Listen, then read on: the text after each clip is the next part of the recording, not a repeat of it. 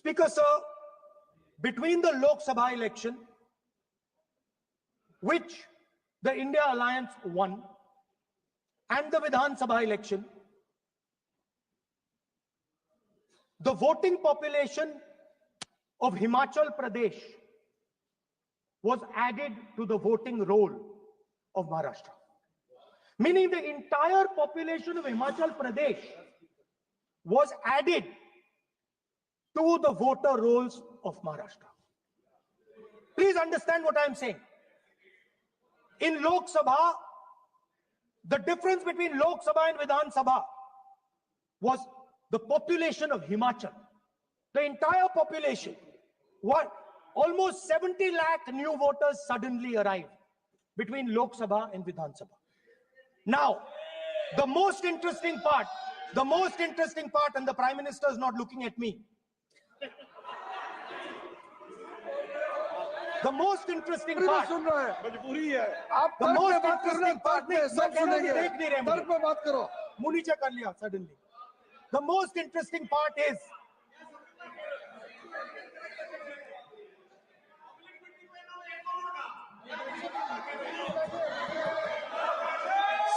Sir, Maharashtra mein more voters were added in 5 months in Maharashtra than were added in 5 years in Maharashtra. जितने 5 साल में add हुए उससे ज्यादा 5 महीने में ऐड हुए, आखिरी 5 महीने में लोकसभा चुनाव के बाद। सर, एक बिल्डिंग है सर शिरडी में, एक बिल्डिंग में 7,000 नए वोटर एक बिल्डिंग में ऐड हुए सर। एक बिल्डिंग में 7,000 नए वोटर ऐड हुए सर। सर, मैं कोई आरोप नहीं लगा रहा हूं, मैं सिर्फ ये कह रहा हूं सर कि ये इसमें कुछ ना कुछ प्रॉब्लमैटिक है कि हिमाचल प्रदेश जितने बड़े वोटर्स लोकसभा के बाद जादू से आ जाते हैं।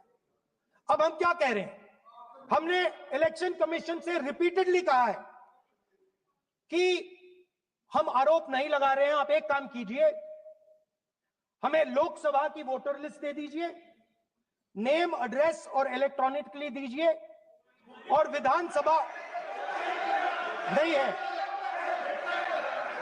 नहीं सर, नहीं। स्पीकर सर वो सब वेबसाइट पे रहती है, सब जानते हैं, कभी भी कोई निकाल सकता है। स्पीकर सर, मैं समझा देता हूं सर। स्पीकर सर, वो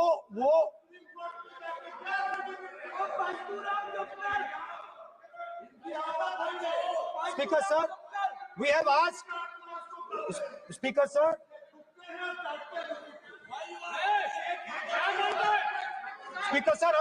we are asking this question. Speaker sir, population of Himachal Pradesh. Please. Population of Himachal Pradesh has voted in Maharashtra. We are saying to the Election Commission, please give us the names and addresses and polling booths of all the workers in the Lok Sabha and all the workers in the Vidhan Sabha, so we can calculate who these new workers are, who these new voters are. Interestingly, the new voters are mostly in the constituencies that the BJP has swept. Please understand, the new voters have been added mostly in the constituencies where BJP has swept. I am still not making an allegation. I am saying on the floor of the House that the Election Commission has to give the data of the Maharashtra elections to the Congress Party, to the Shiv Sena, and to the NCP, so that we can see exactly where these voters have been added, who has been subtracted, who has been added, where they have been added. This is not an irresponsible request. This is a very simple request for them to fulfill. The reason I am saying this, sir, is because the rules have been changed. This is not just said in isolation. Speaker, sir, the election commissioner used to be chosen by the Prime Minister, Leader of Opposition, and the Chief Justice. Sir, the Chief Justice was removed from that committee. Why? Why? This is a question, sir. This is a question to the Prime Minister. Why was the Chief Justice removed from the committee? Now, in a few days, I'm going to go to the meeting. I'm going to go to the meeting. There's going to be Mr. Amit Shah and Mr. Modi ji, and there's going to be me. 2 to 1. Why am I even going to the meeting? What is the purpose of me going to the meeting? I'm only going to the meeting to certify what Modi ji and Amit Shah ji are going to say, right? Whereas if the Chief Justice was there could be a discussion. Chief Justice and Leader of Opposition could say, no, we don't agree. So there seems to be a calculated strategy. Now, just prior to the Lok Sabha, the election commissioner was changed and 2 new election commissioners were placed. Yes. We know that the election dates were changed. Yes. We know that the elections were postponed. These are facts. These are not things I am inventing. So, in order to safeguard this constitution, the entire opposition requests the data for the Maharashtra election. We request the data and the electoral voter list for Lok Sabha and the corresponding list for Vidhan Sabha. And I am very confident that the Election Commission will not give us this information. Speaker, sir, that is broadly. So the third element of our President's address would be a determined defense of India's institutions, of our democratic system, and a re-look at our entire democratic framework, and the looking again at all the institutions that have been taken away from the people of India. So those would be the type of things that we would say in a presidential address. I'd like to finally say one thing. In the last, थोड़ा बढ़ा देता हूं. अब मैं थोड़ा और खींचूंगा. अब और खींचूंगा थोड़ा. अब और खींचूंगा. So in the last, there is a background, a philosophical background to what I am saying. Essentially, what I am saying to the youngsters of India and to this house is that instead of focusing on multiple things, instead of telling us a laundry list, give us a strategy, give us a vision, make it clear, right? Now, there is a philosophical basis to this. There is even a deep philosophical basis to this. I showed you the picture of Shivji, which you didn't allow me to show. I showed that picture for a reason. What does that picture tell us? If you look at that picture carefully, it tells us focus carefully. Do not get distracted. Do not look here and there. Do the job at hand. So there is a philosophical basis to the speech I have given. I have not told the House and the country that we will do this, and this. This is the philosophy of Shivji. Say what you have to say, but be clear that you're going to do that one thing and don't do 56, 70 different things. So there is a link between our philosophical tradition, our religious tradition, and what I'm saying. And that is what India needs to do. India needs to connect the past, the values of the past. You talk about Sardar Patel ji, but you destroy Sardar Patel ji's values every day. You talk about Ambedkar ji, you destroy his values every day. You talk about Nehru ji. No, you don't talk about Nehru ji. Right? You bow in front of Buddha. You destroy what he says. So the point is, you have to be truthful to what you are, right? And it is important that when you are giving a way forward to the nation, there is clarity of purpose. There is no hatred, there is no violence, there is no anger, because these things are destroying our country. So my speech has not been angry, has not been nasty. My speech has been very polite, very kind, And I thank the Prime Minister for coming and listening to it. माननीय श्री नरेश चंद पटेल,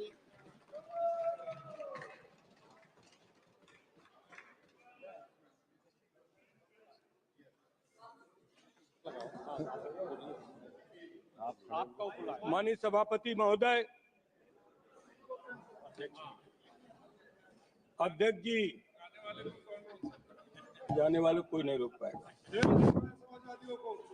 आप तो अपना भाषण दीजिए। महोदय, सबसे पहले मैं आपका धन्यवाद करना चाहता हूं कि आपने महामहिम राष्ट्रपति के भाषण के धन्यवाद प्रस्ताव पर मुझे बोलने का मौका दिया। मानवर, इस सदन में बोलते हुए सबसे पहले मैं महाकुंभ में हुई दुखद घटना को स्मरण करना चाहता हूं। उन सभी श्रद्धालुओं और भक्तों को मेरी भावपूर्ण श्रद्धांजलि। मानवर, जिन्होंने अपने जीवन की आस्था और भक्ति के साथ पवित्र स्नान करने का संकल्प लिया था, लेकिन दुर्भाग्यवश प्रशासनिक कुप्रबंधन और लापरवाही के चलते वो काल के गाल में समा गए। मानवर, ये कोई प्राकृतिक आपदा नहीं थी, बल्कि सरकार की नाकामी का ये एक जीता जागता उदाहरण था। महाकुंभ, जिसे दुनिया का सबसे बड़ा आध्यात्मिक आयोजन माना जाता है, जो लाखों करोड़ों श्रद्धालुओं की आस्था और विश्वास का केंद्र है, ये केवल एक धार्मिक आयोजन नहीं था, बल्कि भारत की सांस्कृतिक और आध्यात्मिक धरोहर का प्रतीक है। परंतु जिस प्रकार की अव्यवस्था इस बार रही, वो न केवल दुर्भाग्यपूर्ण है, बल्कि सरकार की संवेदनशीलहीनता और प्रशासनिक कुप्रबंधन को उजागर करती है। मानवर, क्या यह सरकार को पता नहीं था कि इतने विशाल आयोजन में भारी संख्या में श्रद्धालु आएंगे? क्या योजनाएं केवल कागज में बनती हैं, जो जमीनी स्तर पर कुछ नहीं है? मानवर, इस महाकुंभ में बड़ी बड़ी बातें की गई कि हम इस तरीके का प्रबंधन कर रहे हैं, लेकिन आज तक सरकार ने महाकुंभ में मरने वालों की सूची जारी नहीं की। हमारे नेता माननीय अखिलेश यादव जी ने सदन में पहले दिन कहा था कि महाकुंभ पर चर्चा हो। ये दुनिया का बड़ा मेला, इस मेले में इतनी बड़ी अव्यवस्था, डबल इंजन की सरकार, और डबल इंजन की सरकार में जिस तरीके का जनता के साथ मजाक हुआ, ये घोर निंदनीय है। मानवर, इस सरकार में असफलताओं की बहुत लंबी सूची है। मानवर, शिक्षा जो किसी राष्ट्र की बुनियाद होती है, आज भ्रष्टाचार की गर्त में जा चुकी है। हर प्रतियोगी परीक्षा में मानवर मजाक बनकर रह गई है। मानवर, बिहार से लेकर उत्तर प्रदेश, महाराष्ट्र, गुजरात में जगह जगह पेपर लीक हो रहे हैं। सरकार ने एनटीए, नेशनल टेस्टिंग एजेंसी का गठन बड़े बड़े वादों के साथ होते कहा गया। मानवर, यह संस्था निष्पक्षता, पारदर्शिता की नई मिसाल कायम करेगी, लेकिन आज ये हालत है कि परीक्षा प्रारंभ होने से पहले ही सोशल मीडिया में पेपर लीक हो जाते हैं। क्या यही सरकार की पारदर्शिता है? क्या यही डिजिटल इंडिया का सच है? नीट की परीक्षा जो लाखों छात्रों के मेडिकल के करियर को भविष्य तय करती है, उसके बार बार पेपर लीक की घटनाएं होती हैं। मानवल, रेलवे भर्ती, एसएससी की परीक्षा, यूजीसी, नेट, कोई भी परीक्षा इस सरकार की अक्षमता से बच नहीं पाई है। एनटीए को स्थापित करने पर सरकार ने जो बड़े बड़े दावे किए थे, वो मानवर खोखले निकले। मानवर, महामहिम राष्ट्रपति के अभिभाषण में किसानों की फसलों के मूल्य के एमएसपी की गारंटी का कोई जिक्र नहीं है। लगातार देश के किसान, करोड़ों किसान इस बात की आशा लगाए बैठे हैं कि भारतीय जनता पार्टी ने चुनाव के समय जो कहा था कि हम एमएसपी की गारंटी देंगे, स्वामीनाथन आयोग की रिपोर्ट लागू करेंगे, हम किसानों को लाभकारी मूल्य देंगे, लेकिन आज हमारे देश का किसान दर दर की ठोकरें खा रहा है। आज पूरे देश के अंदर किसानों में जिस तरीके की निराशा है वो लोकतंत्र के लिए बहुत ही शर्मनाक घटना है। मानवर भारतीय जनता पार्टी के बड़े बड़े नेता जो इस देश को और प्रदेश को चलाते हैं, जब चुनाव में जाते हैं, चुनाव में कहते हैं हम किसानों को लाभकारी मूल्य देंगे, हम किसानों को मालो माल कर देंगे, लेकिन आज भारतीय जनता पार्टी ने आय दुगुना करने की बात भारतीय जनता पार्टी ने किया था। आज ये देश किसानों का देश, जिस देश के किसानों के साथ भारतीय जनता पार्टी जिस तरीके का दोहरा मापदंड अपनाए है, उससे हमारे लोकतंत्र को बहुत आघात पहुंचा है। मानवर आज हम उत्तर प्रदेश के फतेहपुर जिले से लोकसभा के सदस्य चुनकर आए हैं। हमारे नेता अखिलेश यादव जी ने अपने जमाने में किसानों को खाद, बीज, कीटनाशक दवाओं का लगातार प्रबंध किया था, लेकिन आज उत्तर प्रदेश में अभी बुआई के समय खाद की जितनी बड़ी किल्लत हुई, डीएपी मिली नहीं, यूरिया ब्लैक में मिल रही है, किसानों को पानी नहीं मिला, लेकिन भारतीय जनता पार्टी ने इस पर कोई ध्यान नहीं दिया। डबल इंजन की सरकार डबल असत्य भाषण पर विश्वास करती है।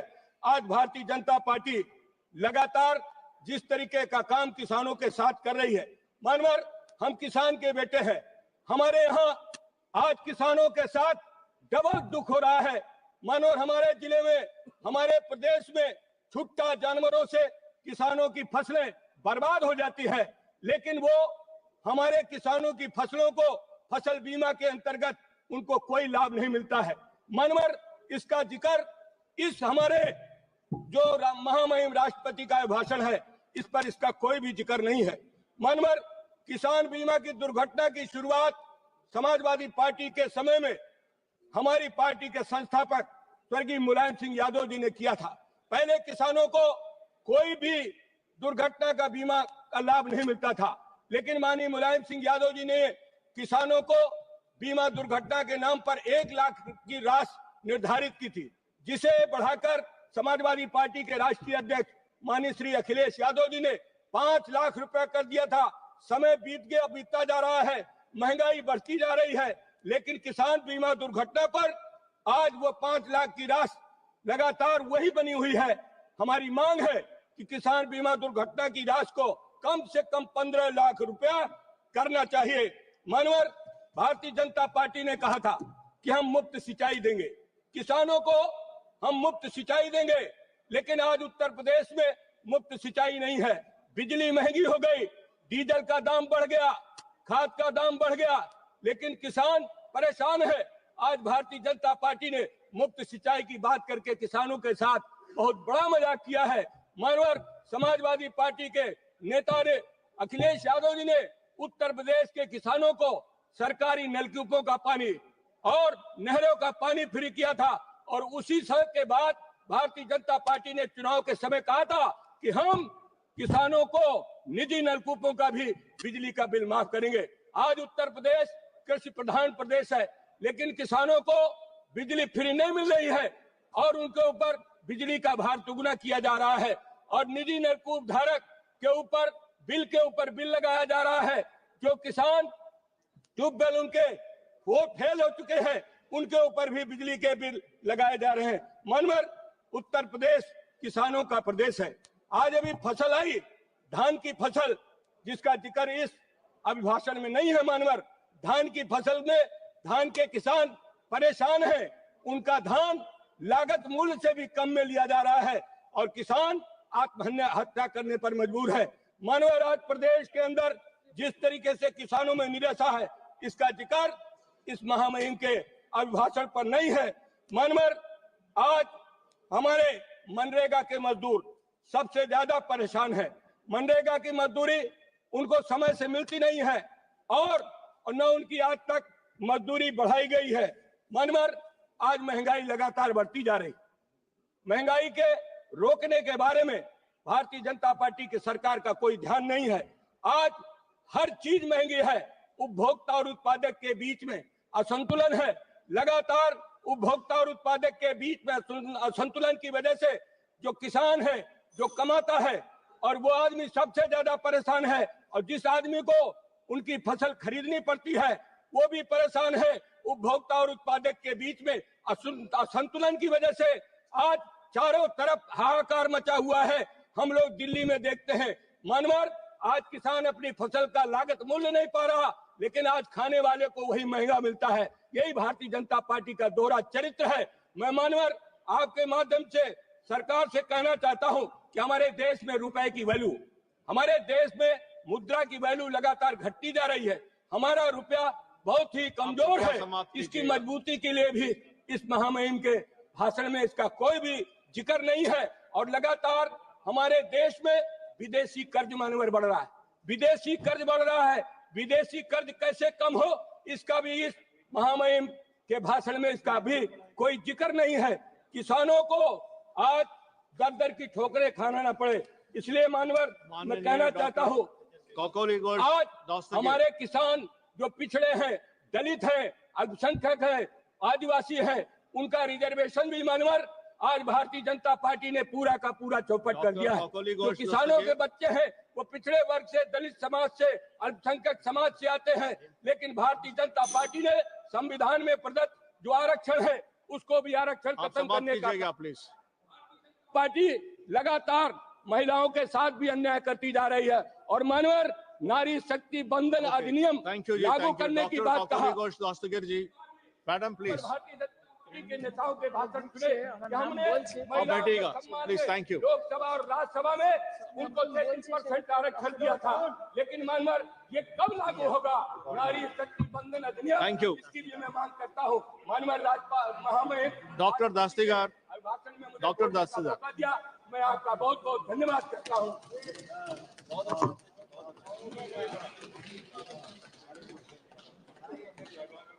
Thank you, Chairperson, sir.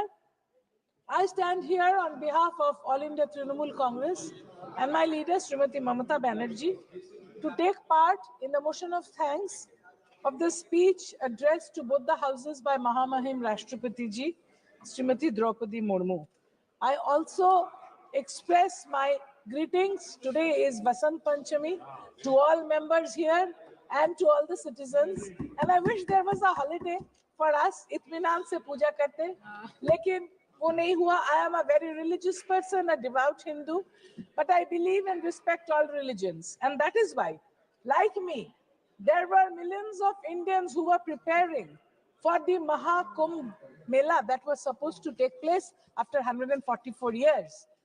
Some of the poor people were saving money to go and take the Mahasnan on the Mauni Amavasya.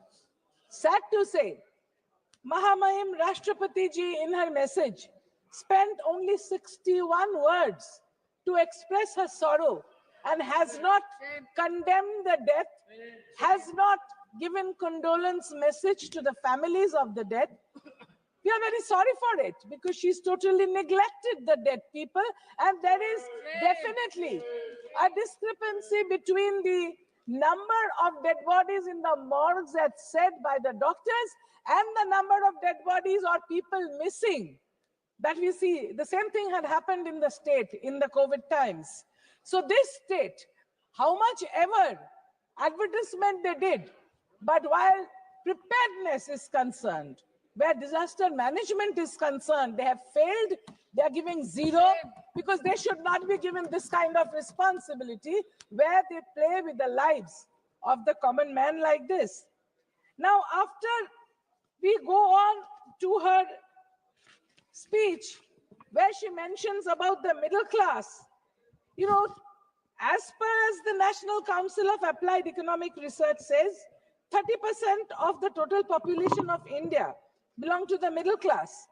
And we had the budget on the next day in which a lot of promises were made. Who is the middle class? People who earn between 2 and 10 lakhs of rupees per year supposed to be the middle class. But what about the inflation? What about the food inflation? And what about the support to the farmers? What about waiving of the loans for the farmers? Nothing is mentioned in the speech of Mahamahim Rashtrapati ji. I'm sorry to say, the multinationals and the billionaires' loans have been waived off by the banks, but not that of the farmers. This is absolutely unwarranted in a country where we depend on the farmers for our food. The people, we live in the cities, we don't grow our food, the farmers do, they toil in and out, and they were sitting at the Singhu water. In the border, they were tortured, but they were not given the waivers. I would also like to draw the attention of the Honorable Rashtrapati ji's speech, where she talks about the teaching. She says that the colleges are being increased, the number of universities are being increased, but isn't it an irony that there are no teachers? The number of teachers are not being increased, and the amount is absolutely ridiculous. What is being taught in certain states, I don't want to name those states, because there also, as in the Mahakumbh, there is failure. In the same state, teaching is such a failure. The teachers don't know how to add 9 plus 13, where to talk about the students. Mahamahim Rashtrapati ji, she talks about the medicines, where she says that some drugs have been made customs duty free. That is definitely welcome. But there are many, many other drugs which need this kind of custom duty, and also there are certain equipments, because only medicines don't help patients. The equipments that are being used for the patients in the different hospitals of the country, some are charged 300% customs duty, but nothing is happening. I would just like to draw the attention of Mahamahim Rashtrapati ji. Manasa jivana nuhai kevala barsa masa dina danda karme jenara karme ekatara jivanara manadanda. It should be realized that the work we do, the work for people that we do, this is more important than the statistics we give. The Awas Jojana here, housing for all, it is said, a huge number is being promised for 3 crore families, budget of 5,30,000 crores. But I would like to draw attention of this August House and also Mahamahim Rashtrapati ji. More than 11 lakh families in West Bengal are suffering, spending their nights under the open sky since 2022, when these families received sanction after we applied, and multiple number, more than 60 teams went from the central government, and they checked all data, and action taken report was also sent from the state of West Bengal for this money to go, the central government's part of the money for these more than 11 lakh families. It appears there is some kind of a economic blockade or some kind of an economic betrayal for West Bengal from the central government. This has not been mentioned here. This is for the Awas Yojana. We are requesting again these people, the common man, the poor person who is spending with his family under the open sky. He has done no mistake. He is not a political person. Why take the spite on him? Because people of Bengal have voted, never voted for the Bharatiya Janata Party, and they have always defeated. So this is not the right thing to do. The multi-fold increase in the number of seats of education in medical colleges. She has said that it is increased. Well, it is definitely increased, but sometimes the college fees are exorbitant. She's saying there is a new middle class which is coming up. There is no middle class at all. Because of the inflation, the middle class is shrinking. The middle class cannot afford to pay the bills. The middle class cannot afford to buy the fuel. The middle class cannot afford to buy food. There is food inflation in the country, and the government has done nothing to take care of the middle class. And Mamata Banerjee, my leader, she has been taking care of the people by giving them free food, free education, free clothes. The whole country should follow her example. Like they should follow her example, when the bill was passed, you beat a lot of drums when you say that the Nari Shakti Vandan Adhiniyam was passed. Yes, it was passed in this August House, but when the election came, then we didn't see so many ladies coming from the Bharatiya Janata Party, neither during nomination nor being present in the House. The only political party in the country who is fielded and have more than 33% is All India Trinamool Congress due to Mamata Banerjee. She respects women. She's brought them here, not only here, in the local bodies, in each step of administration. She's giving respect to the women and she is bringing them to the main fold. Mamata Banerjee in the state, though, you might say, somebody might stand up from there and say that you can't take her name. She's not a member of the House. She's the Chief Minister of West Bengal. She's taking care of the poor. She's taking care of the Dalits. She's taking care of the women. She's taking care of the children. But look at the state of affairs here, where the Adivasis are neglected, all the other poor people are neglected. The Awas Yojana house has not reached the sanction given in 2022. But till now, 2025, the poor people have not received. They also say in the speech, she lauds the daughters of the country who bring us medals. That is appreciable. But let me tell you, these golden girls, हमारा sir ताज है, ये हमारा नाज है इस पर.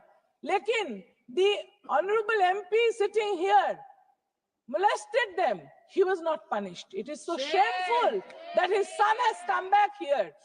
So does it show that the women are respected, that the golden girls are respected, that the sportswomen are respected by this government? So the speech is absolutely wrongly written. I would request when the speech is written, then they should consider what they are writing from Mahamahim Rashtrapati Ji, because it is coming out from the highest office. People are listening to her. They shouldn't feed her with wrong information, which goes against the ethos of our constitution. Just now, LOP was speaking about the Constitution of India. At every step, the Constitution is not respected. We must keep in mind that our Constitution forms the backbone, and our country became independent in 1947 and not last year in 2024. Any person can have their own religious belief. We all, like I said, are devout. I am a devout Hindu, but I respect all religions and we celebrate all festivities. Like my leader Mamata Banerjee says, Dharmo jar jar, Utshab shobar. Everybody can take part. So when they did this, they should not have spoken like that. That is disrespecting the Constitution. You should not be doing it. In our country, Global Hunger Index puts it as 105 out of 127 countries at 27.3. That is the index, 27.3. And about the child wasting, it is highest in the world, in the country. The children of different states are not getting enough to eat. During 2014 election, lots of jobs, they were promised. But where are the jobs now? 46% unemployment is there in the country. Out of the total population, 28% of the population is between the ages of 15 and 29 looking for jobs. And you will be astonished, sir, that more the education, more the joblessness. A graduate is more akin to get jobless than an unskilled labor.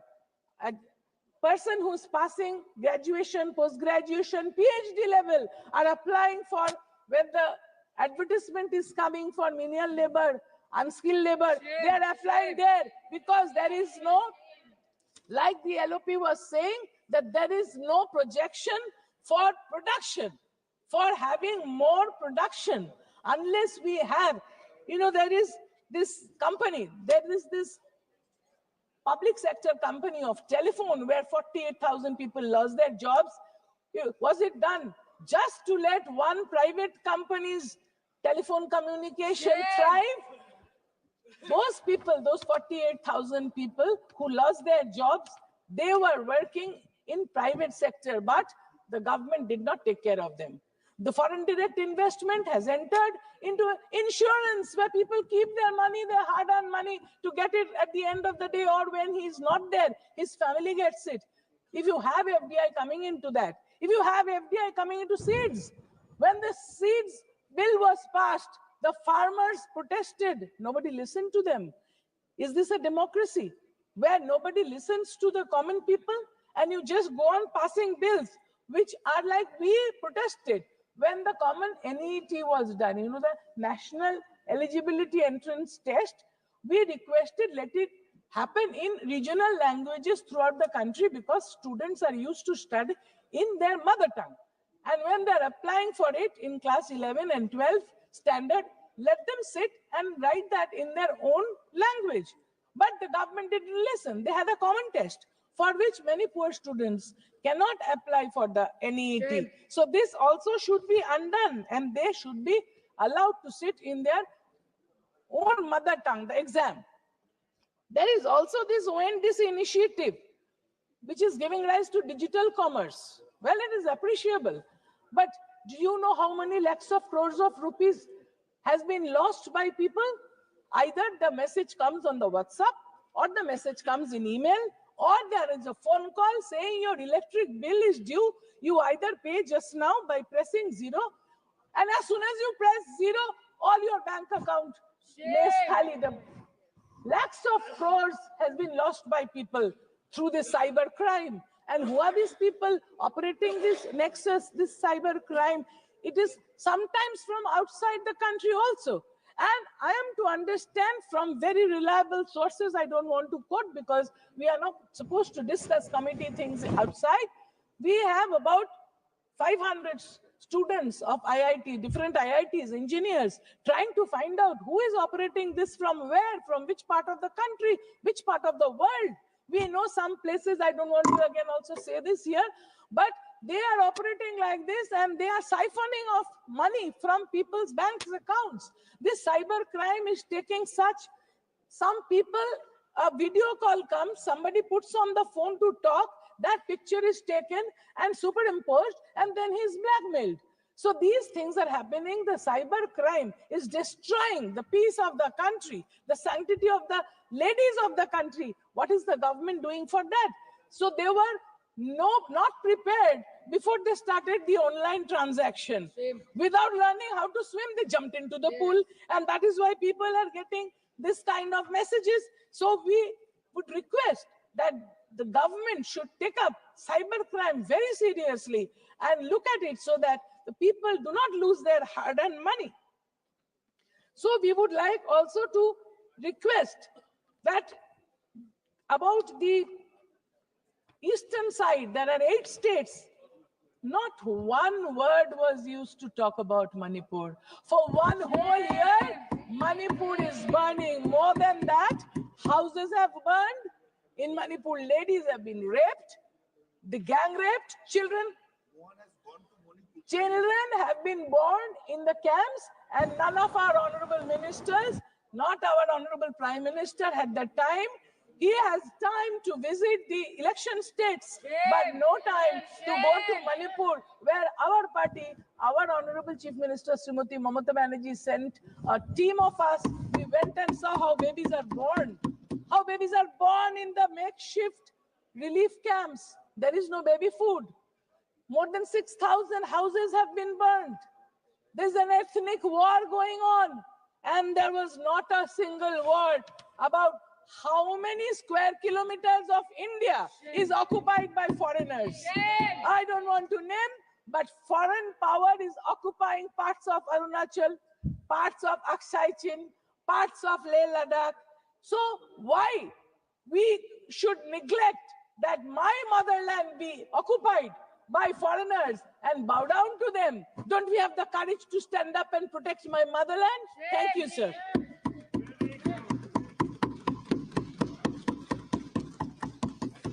Srimati Kani Moji. Thank you, sir. I rise to speak on the motion of thanks to the President's address on behalf of my party, the DMK. First, I would like to express my grief and empathy to the families of the people who died in the stampede at the Kumbh Mela. These people trusted the union government and the state government and gathered there, hoping that you will protect them. But unfortunately, no one protected them. When religion and politics merge, it is the innocent people who suffer. And this is an example of that. And sadly, I don't know whether we're waiting for the elections. We don't even know the numbers of the people who've died in the stampede. Isn't this not inhuman? And you don't even want to allow a discussion in Parliament. Sir, the President of India ended her speech saying our Bharat is a country of 140 crore people, and we have diverse states, diverse regions, and diverse languages. I'm happy that the President of India still believes in the diverseness of this great nation. India is a country with almost 8 major religions, more than 100 ethnic groups, 700 tribes, and 121 languages. As a nation, we have always celebrated this diversity, and our unity is deeply rooted in this diversity. But the government today has chosen the politics of forced cultural assimilation and cultural elimination. The President started her speech mentioning the 75th anniversary of adoption of our Constitution.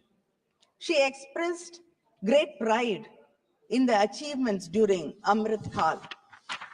And also, in her speech in this very house, she mentioned that we recently celebrated our 75th anniversary of Indian Republic. But none of us in this house can forget that just 2 years ago, in this very same house, in the first session, a Muslim member of parliament faced derogatory communal remarks by a colleague from the ruling party on the very first session. It was a dark day, a day of dark, abysmal despair to our nation. They have divided society into us and them. And I must remind this august house that it will take ages to repair this divide. Just look around. We will find a decreasing number of Muslim members in parliament, a decreasing number of officials, bureaucrats from the SC, ST, OBC, and minority communities. The President glorified India's civilizational nationalism, a phrase increasingly used to justify a monolithic culture. India is a living, breathing entity that has been enriched by centuries of interactions from across the world, creating a vibrant cultural tapestry. When you talk about Indian history, you started 3,500 years ago with the Vedic age. But today, we know that the Iron Age in India has been traced back to 5,345 years ago.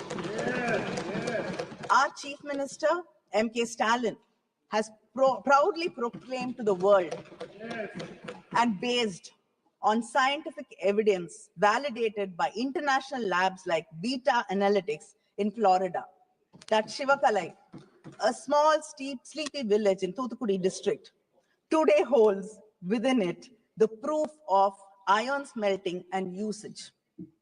This is the oldest finding in India till today. The union government till today has not even commented about this finding, which is very important internationally. When you exclude this truth, you just not only exclude us, but you are excluding yourselves from the great legacy of Dravidian civilization. The proponents of Hindutva ideology have this question: who is an Indian and who is not? V.D. Savarkar came up with an answer many years ago. A loyal Indian is one who is attached to the geography of India, who is born in India, and whose religion has indigenous roots. A Hindu means a person who regards this land from the Indus to the seas as his fatherland and as well as his holy land. But let me remind this House of the words of Sardar Vallabhbhai Patel, a Congress leader who you seem to have taken over and invoke frequently. In 1947, when it was suggested to him that India should be declared as a Hindu state, Sardar Patel replied, "We must not forget that there are, quote, that there are other minorities whose protection is our primary responsibility." In 1950, he stated, "Ours is a secular state." I like to underline, he said that ours is a secular state, and we cannot fashion our politics in the way of Pakistan is doing. Here, every Muslim should feel that he is an Indian citizen and has equal rights as an Indian.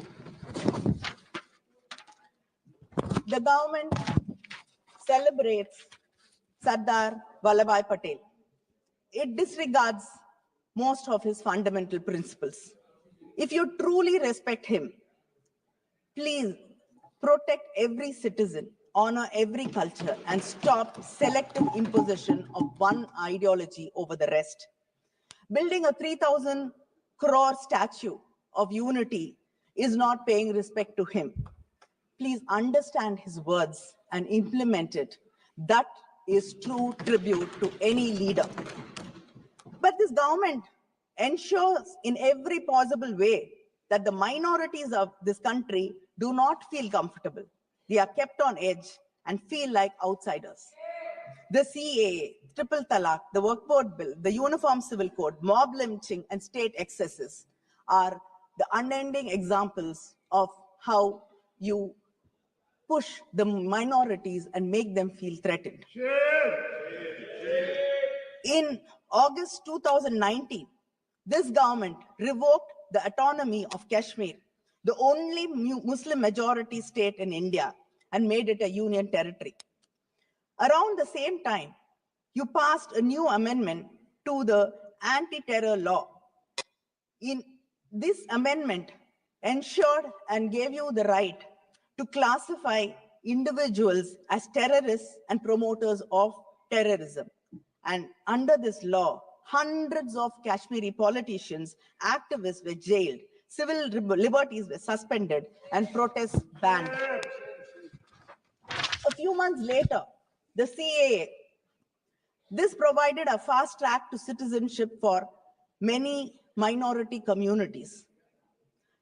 The law specified that communities which could use this law were Buddhists, Christians, Hindus, Jains, Parsis, and Sikhs.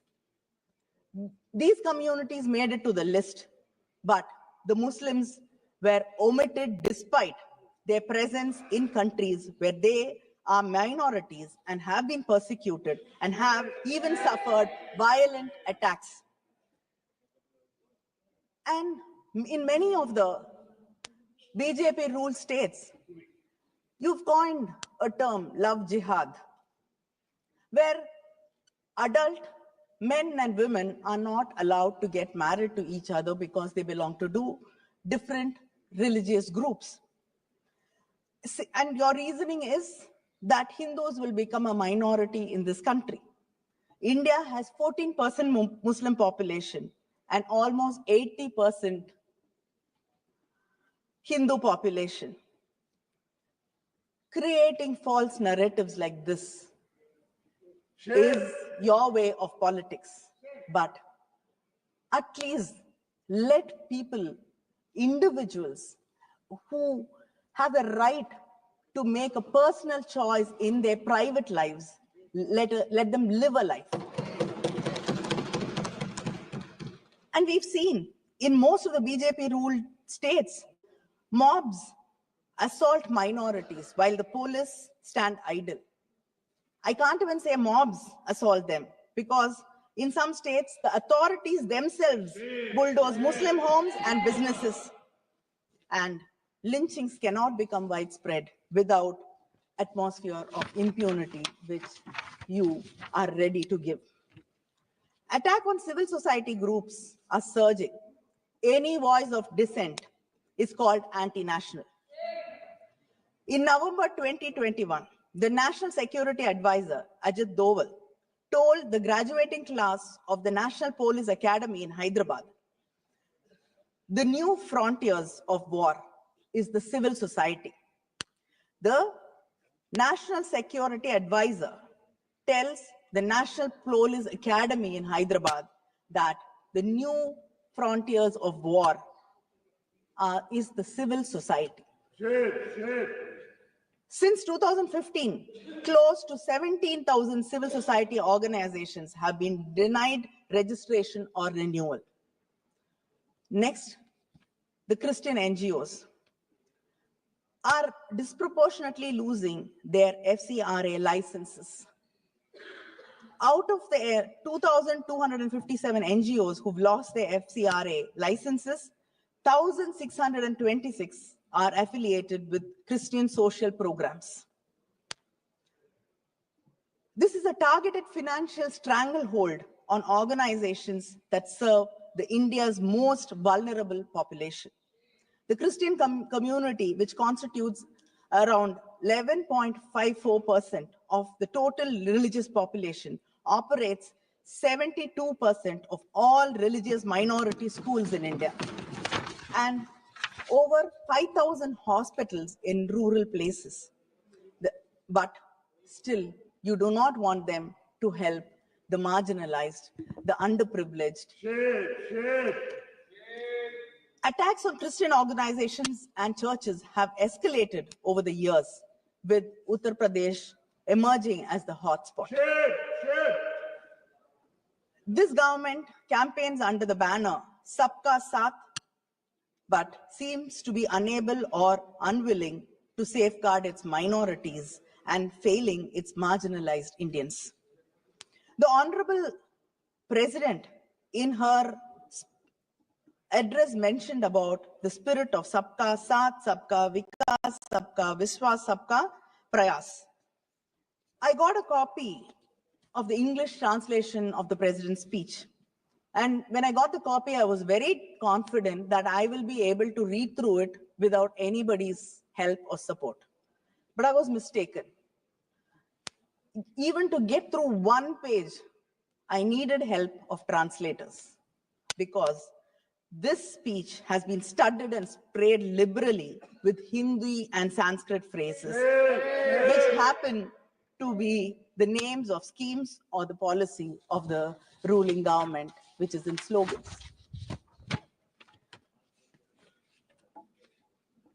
So, how can you talk about we together if your own, even translations do not include us and they are excluding us? And the President, and I think Honorable Speaker from the BJP also spoke about the Kashi Tamil Sangamam and the Saurashtra Tamil Sangamam. You remember all these only during elections. Okay, but let us leave that alone. But for you, Tamil seems to start in Kasi and end in Gujarat. But it is a living language. I'd like to ask, if you really care about, you quote Tirukural also, and I think that only mention of Tamil Nadu or anything Tamil in the budget was Tirukural, nothing apart from that.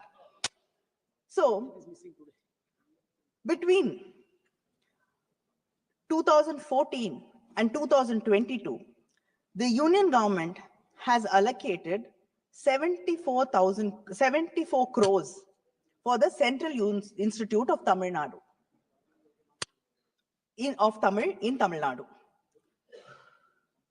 Whereas it has allocated to the Central Sanskrit University 1,487.81 crores. We don't have staff in the Central University. We do not have epigraphists to decipher Tamil inscriptions. The president in her speech proudly proclaimed that manuscripts are being digitized. I'd like to bring it to the notice of this house that the Tamil manuscripts in Tamil University in Tanjavur are being digitized with the help of the British Library in London instead of the support of the Union government. Legislature, judiciary, and the executive are three pillars of the democracy. But this government is undermining all three. The key democratic institutions may have formally remained in place, but the norms and practices which hold democracy have deteriorated. The Weedham report on democracy says India has been downgraded to the state of electoral autocracy. In the past 11 years, we have seen that bills have been brought without proper consultation with stakeholders and bills which undermine the rights of state governments. In 1994, the Supreme Court ruling in the S.R. Bommai case underscored that states were not mere extensions of the Union. Rather, they possess supremacy within their constitutionally defined domain.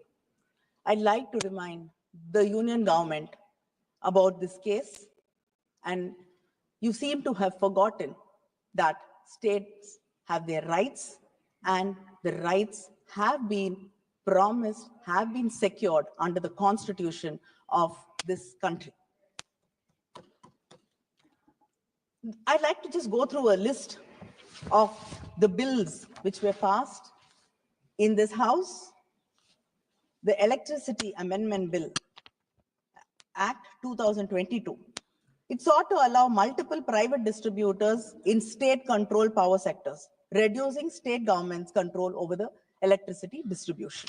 Mines and minerals. This act, which enabled the Union government to auction tungsten in Aritapatti in Madurai without the consent of the Tamil Nadu government. The chief minister had to bring a resolution in assembly against this, and the continuous protests of the people of Aritapatti. Only after that did you withdraw this. The Dam Safety Act 2021 further gave the Union government the power over dams across states.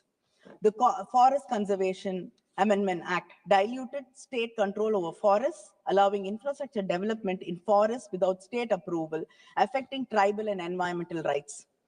The three criminal laws, Bharatiya Nyaya, okay, whatever. Actually, when a very senior lawyer, when I asked him to explain what this bill was about, the first thing he told me was, first, let me get the translation, and then I will be able to explain it to you.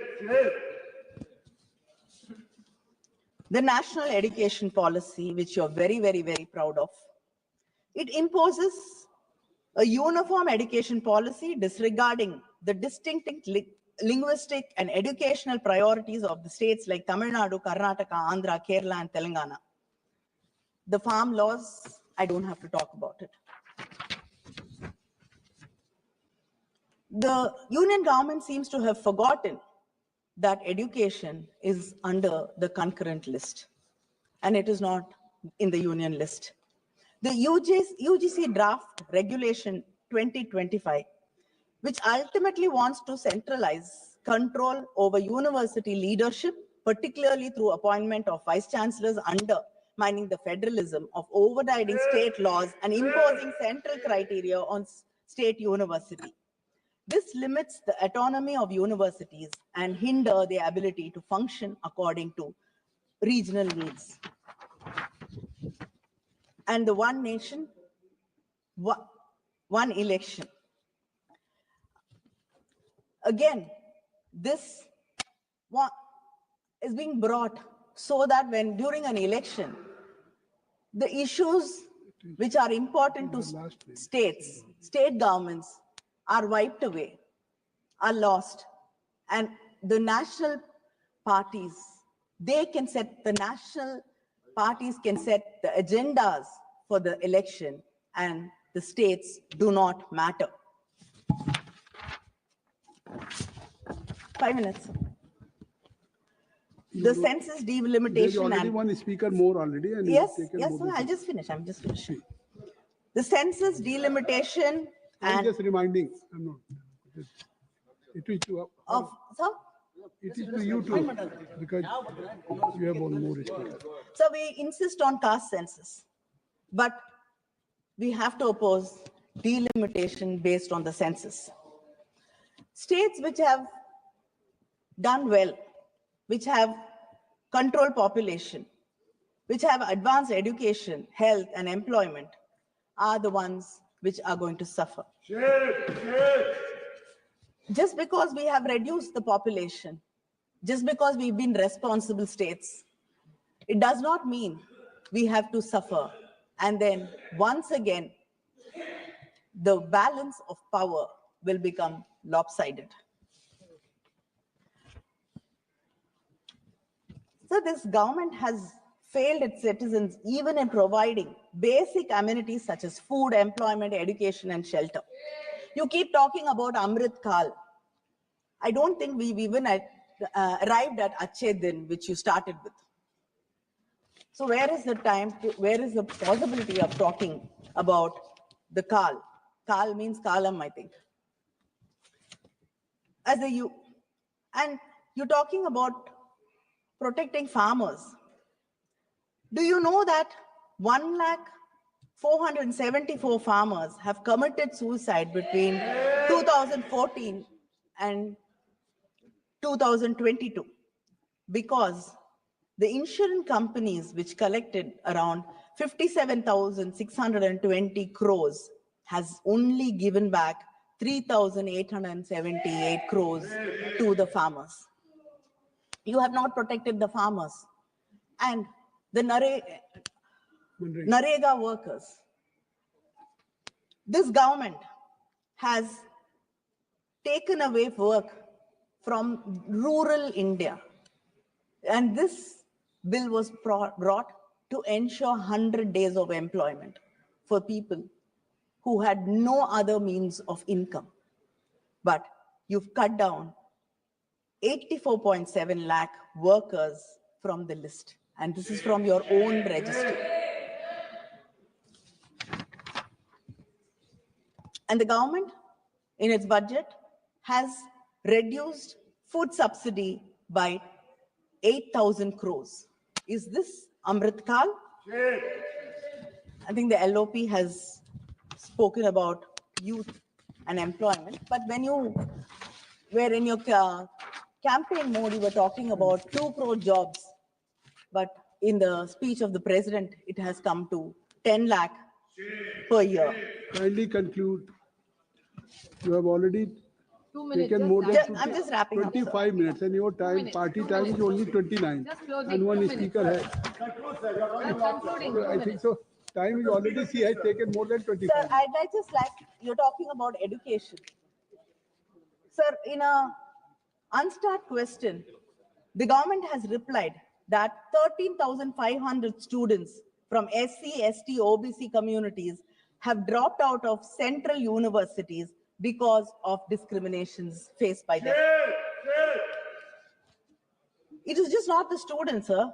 A professor, Gopal Das in Bangalore, had to write to the president of this country for justice. And in the investigation, it's been confirmed that there was workplace discrimination involving the dean and the director. The stories of Rohit Venmula's still continue. Kindly conclude. His words, "My birth is my fatal accident," still hurts our minds. Kani Moji ji, kindly. I'm just finishing, sir. Kindly conclude. You have already taken more than 25. So Your time Sir, is only 29. you're holding a stranglehold over the media. I think many people have spoken about how the media is being owned by some corporates who will never go against you. And The journalists are threatened. There have been so many arrests without any rhyme or reason. And there's no protection for journalism and the media houses in this country. And to threaten the opposition, you have been using income tax, CBI, in ED. But now you found another new way, the governors. In non-BJP states, you use your governors to create confusion. Yes, all of us. Sir, I just like to. Sir, She's concluding, sir. Sir, when he gets every day, he gets getting a 0 hour. But Kani Modi ji, Sir, we've all watched, sir. you can't discuss about the conduct of the governor, and whatever you are saying, are you? No, not. It will Why not, not, sir? it will not be part of the record. Mr. Raja, please, I think so you are aware. Then what he says? What he says? We have seen our governor walk in and walk out of our assembly, insulting the government, insulting the Kindly conclude. state anthem, insulting the national anthem. हो गया हमने कह दिया Sir, you've been, हमने कह दिया sir, you have been using the governors no as your Nishikant ji representatives, आप क्या as करेंगे representatives of the. Just wait Nishikant sir वो सीनियर मेंबर ऑफ पार्लियामेंट हैं, जो उनको सपोर्ट कर रहे हैं वो भी सीनियर मेंबर ऑफ पार्लियामेंट है। सबको पता है 352(5) जो कंडक्ट है हाई अथॉरिटी पर बैठे हुए आदमी का, चाहे प्रेसिडेंट का हो, चाहे गवर्नर का हो, चाहे चीफ इलेक्शन कमिश्नर का हो। Leader of the opposition Rahul Gandhi भी गलत बोल गए, बोलते रहे, सब ताली थपथपाते रहे। कनी भी वैसा ही गवर्नर के बारे में बोल रही है। यदि इस तरह से पार्लियामेंट चलेगा सर, तो इस पार्लियामेंट का क्या मतलब? वो पार्ट ऑफ प्रोसीडिंग नहीं होगा। मैंने रूलिंग दे दी है। That will not be a part of the proceeding. Please kindly you conclude. Please kindly you take all of you take it. Kindly please you conclude. I think so. Then that you have only 29. Your party has only 29 minutes. Already you have taken 27 minutes. So how or other speaker how he can? That is between my party colleague. That is me, between me and my colleague. That is the time constraint. Can you enlighten? No, Mr. Don't pass any remark on the chair, please. Kindly conclude it. Kindly conclude. Sir, you're depriving the states of their rights, of their fiscal autonomy. And I'd like to say, please learn from the Dravidian model in Tamil Nadu, which is inclusive. I like to finish with a quote by our Chief Minister, Muthuvel Karunanidhi Stalin. The Dravidian model does not destroy, it creates. The Dravidian model does not break, it repairs. The Dravidian model does not divide, it unites. The Dravidian model does not demean.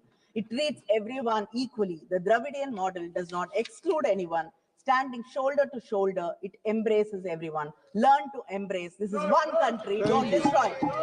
Shri Bharat ji, Shri Bharat ji.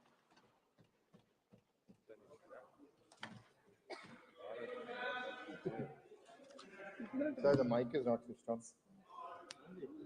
Mic will be automatically on. Hello? You start, I think so Yeah. mic will be functioning. Thank you, sir. You just start. I'd like to thank the President, ma'am, for her address to the joint houses.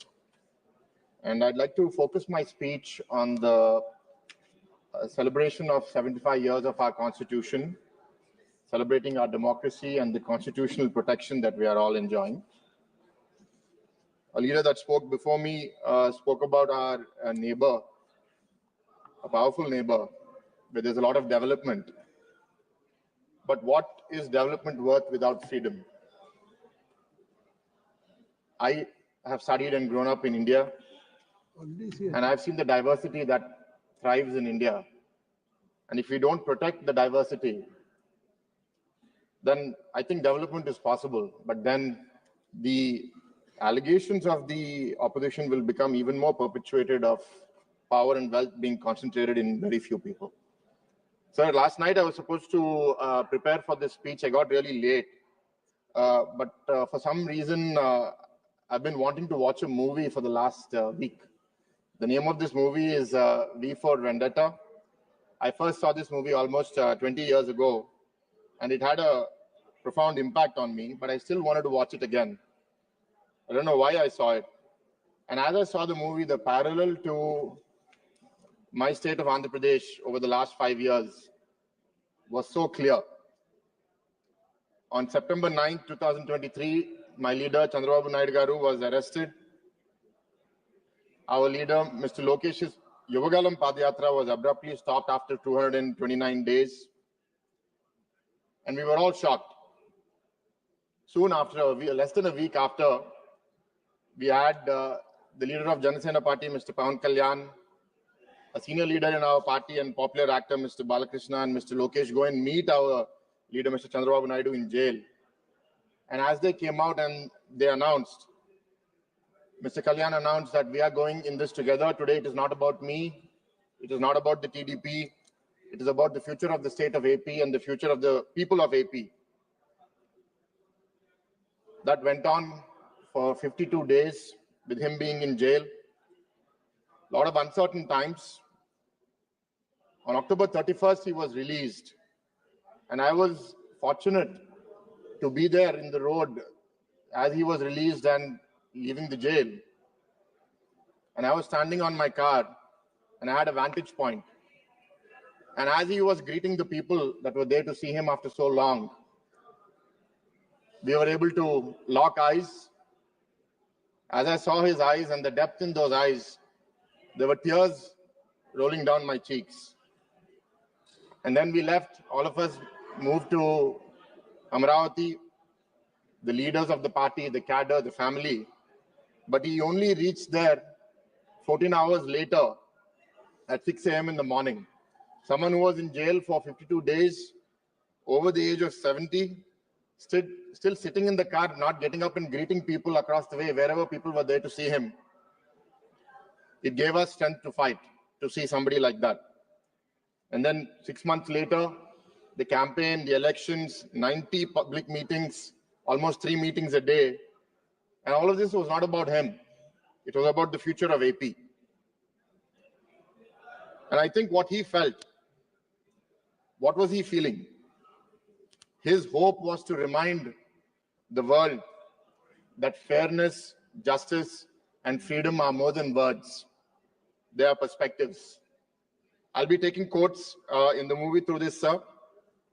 And I think at that point, he realized that he knew the people were feeling something that he knew all along. There is a long dialogue, sir, from the movie. I want to paraphrase it. It appealed very true to me. Pale, Krishna. Kuchon, it's okay. It doesn't matter. Krishna, it's okay. Please. So Please, order. Maintain order. Sir, I'd like Please, to please, paraphrase. Please, continue. Address the chair. Please address the chair. Krishna.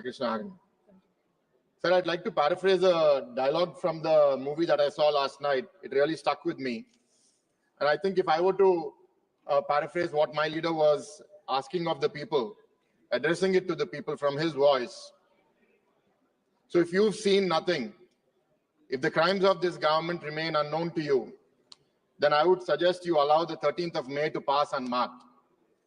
But if you see what I see, if you feel as I feel, and if you would seek as I seek, then I ask you to stand beside me 6 months from today, outside your voting booth, and together we shall give them a 13th of May that shall never ever be forgotten.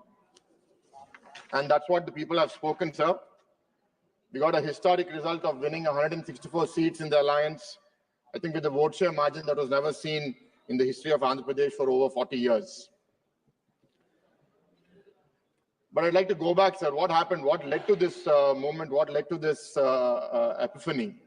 In 2019, when we lost power and the new government came into force in the state of Andhra Pradesh, we very soon realized that fear became the tool of the government. Demolitions across the state, house arrests, assets being taken away. A recent example is the Kakinada port, which was taken over in a hostile manner. Fortunately, it has been reversed today. Financial and psychological warfare. And as the COVID started, we just saw that continuing. I'd like to make a quote here, sir. All of us were tested. I dare do all that may become a man.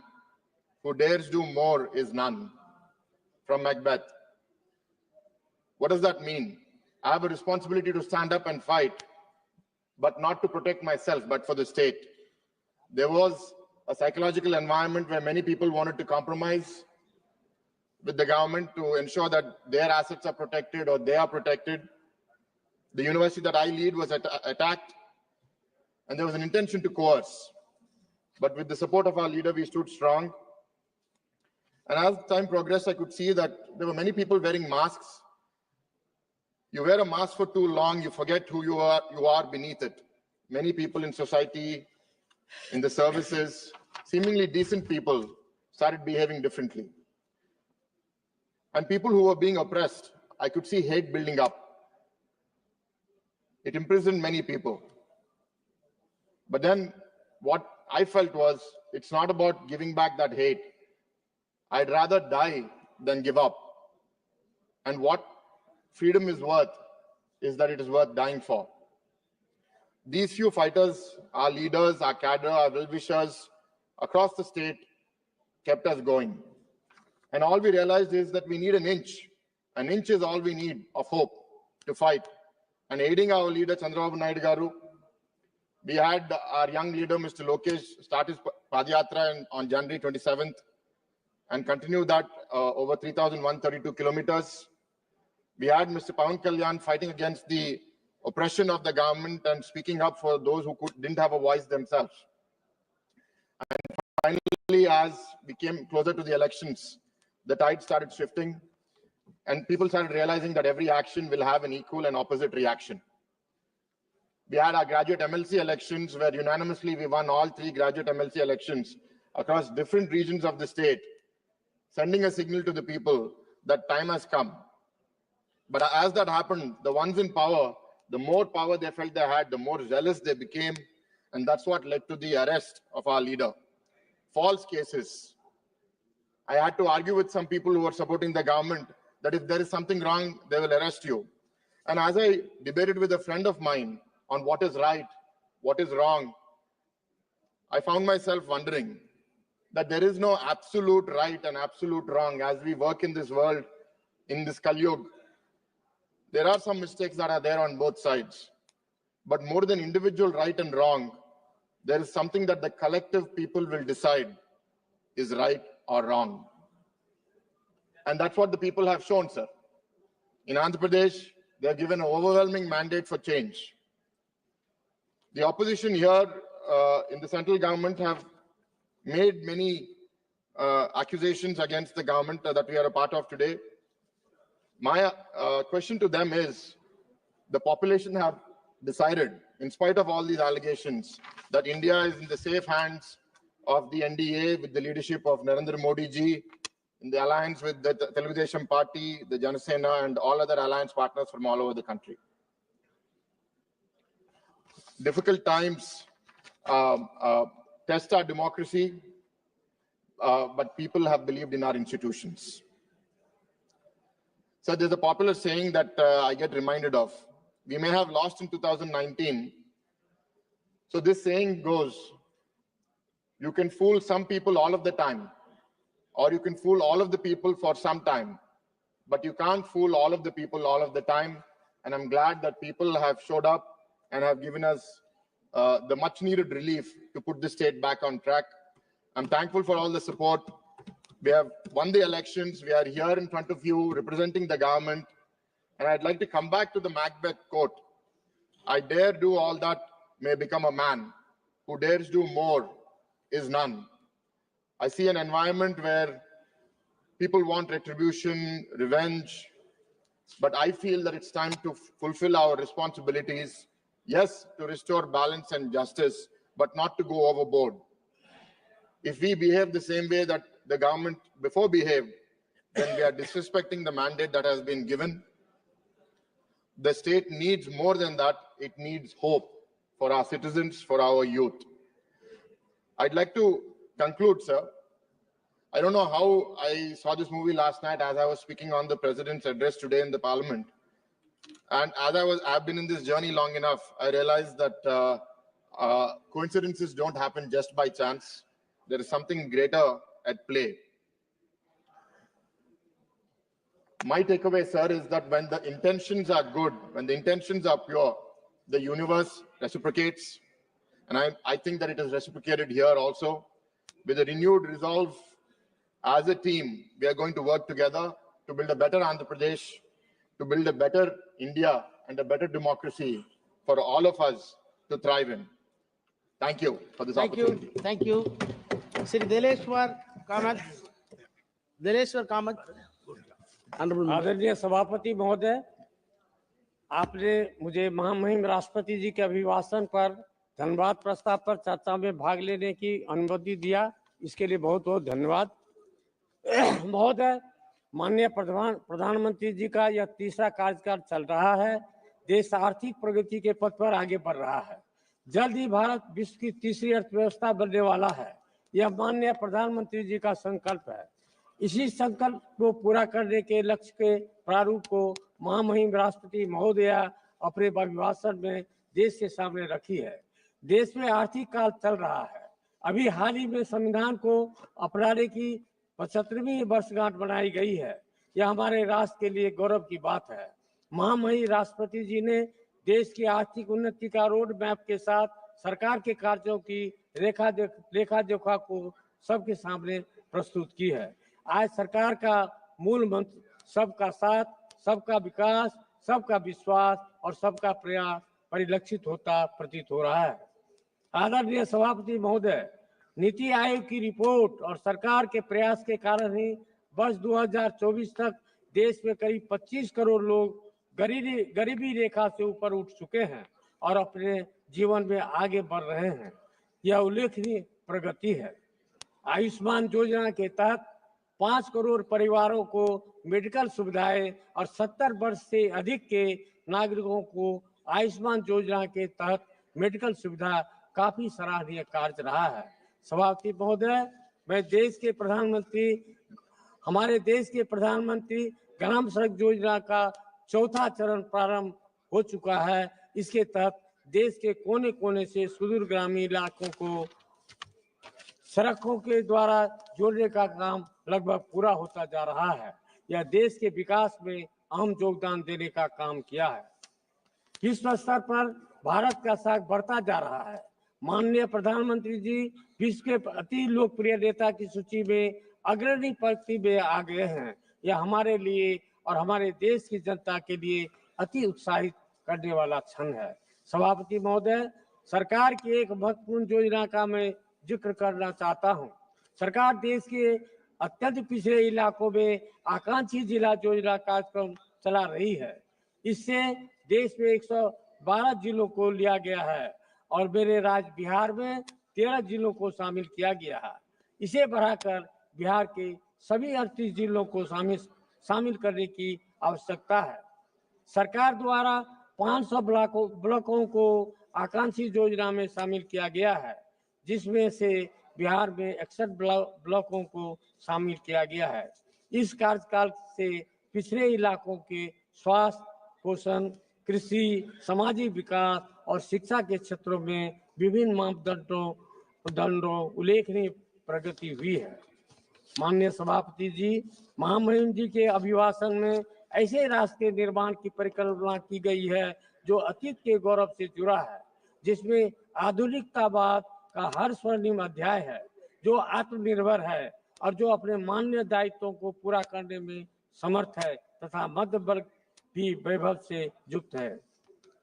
माननीय सभापति जी, भारत के यशस्वी प्रधानमंत्री आदरणीय श्री नरेंद्र मोदी जी के दूरदर्शी एवं प्रगतिशील आर्थिक नीतियां एवं योजनाओं जो समाज के अंतिम व्यक्ति के साथ सभी वर्गों को समानांतर एवं सार्थक लाभान्वित करती है, इसके लिए मैं आदरणीय प्रधानमंत्री जी का हृदय से हार्दिक अभिनंदन और आभार व्यक्त करता हूं।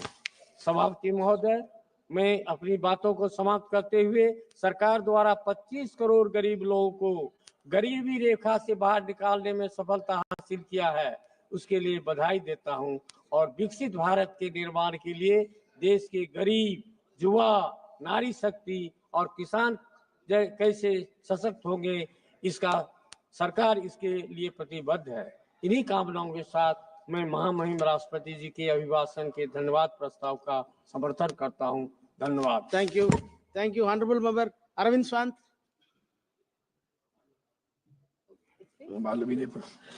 माननीय चेयरमैन सर,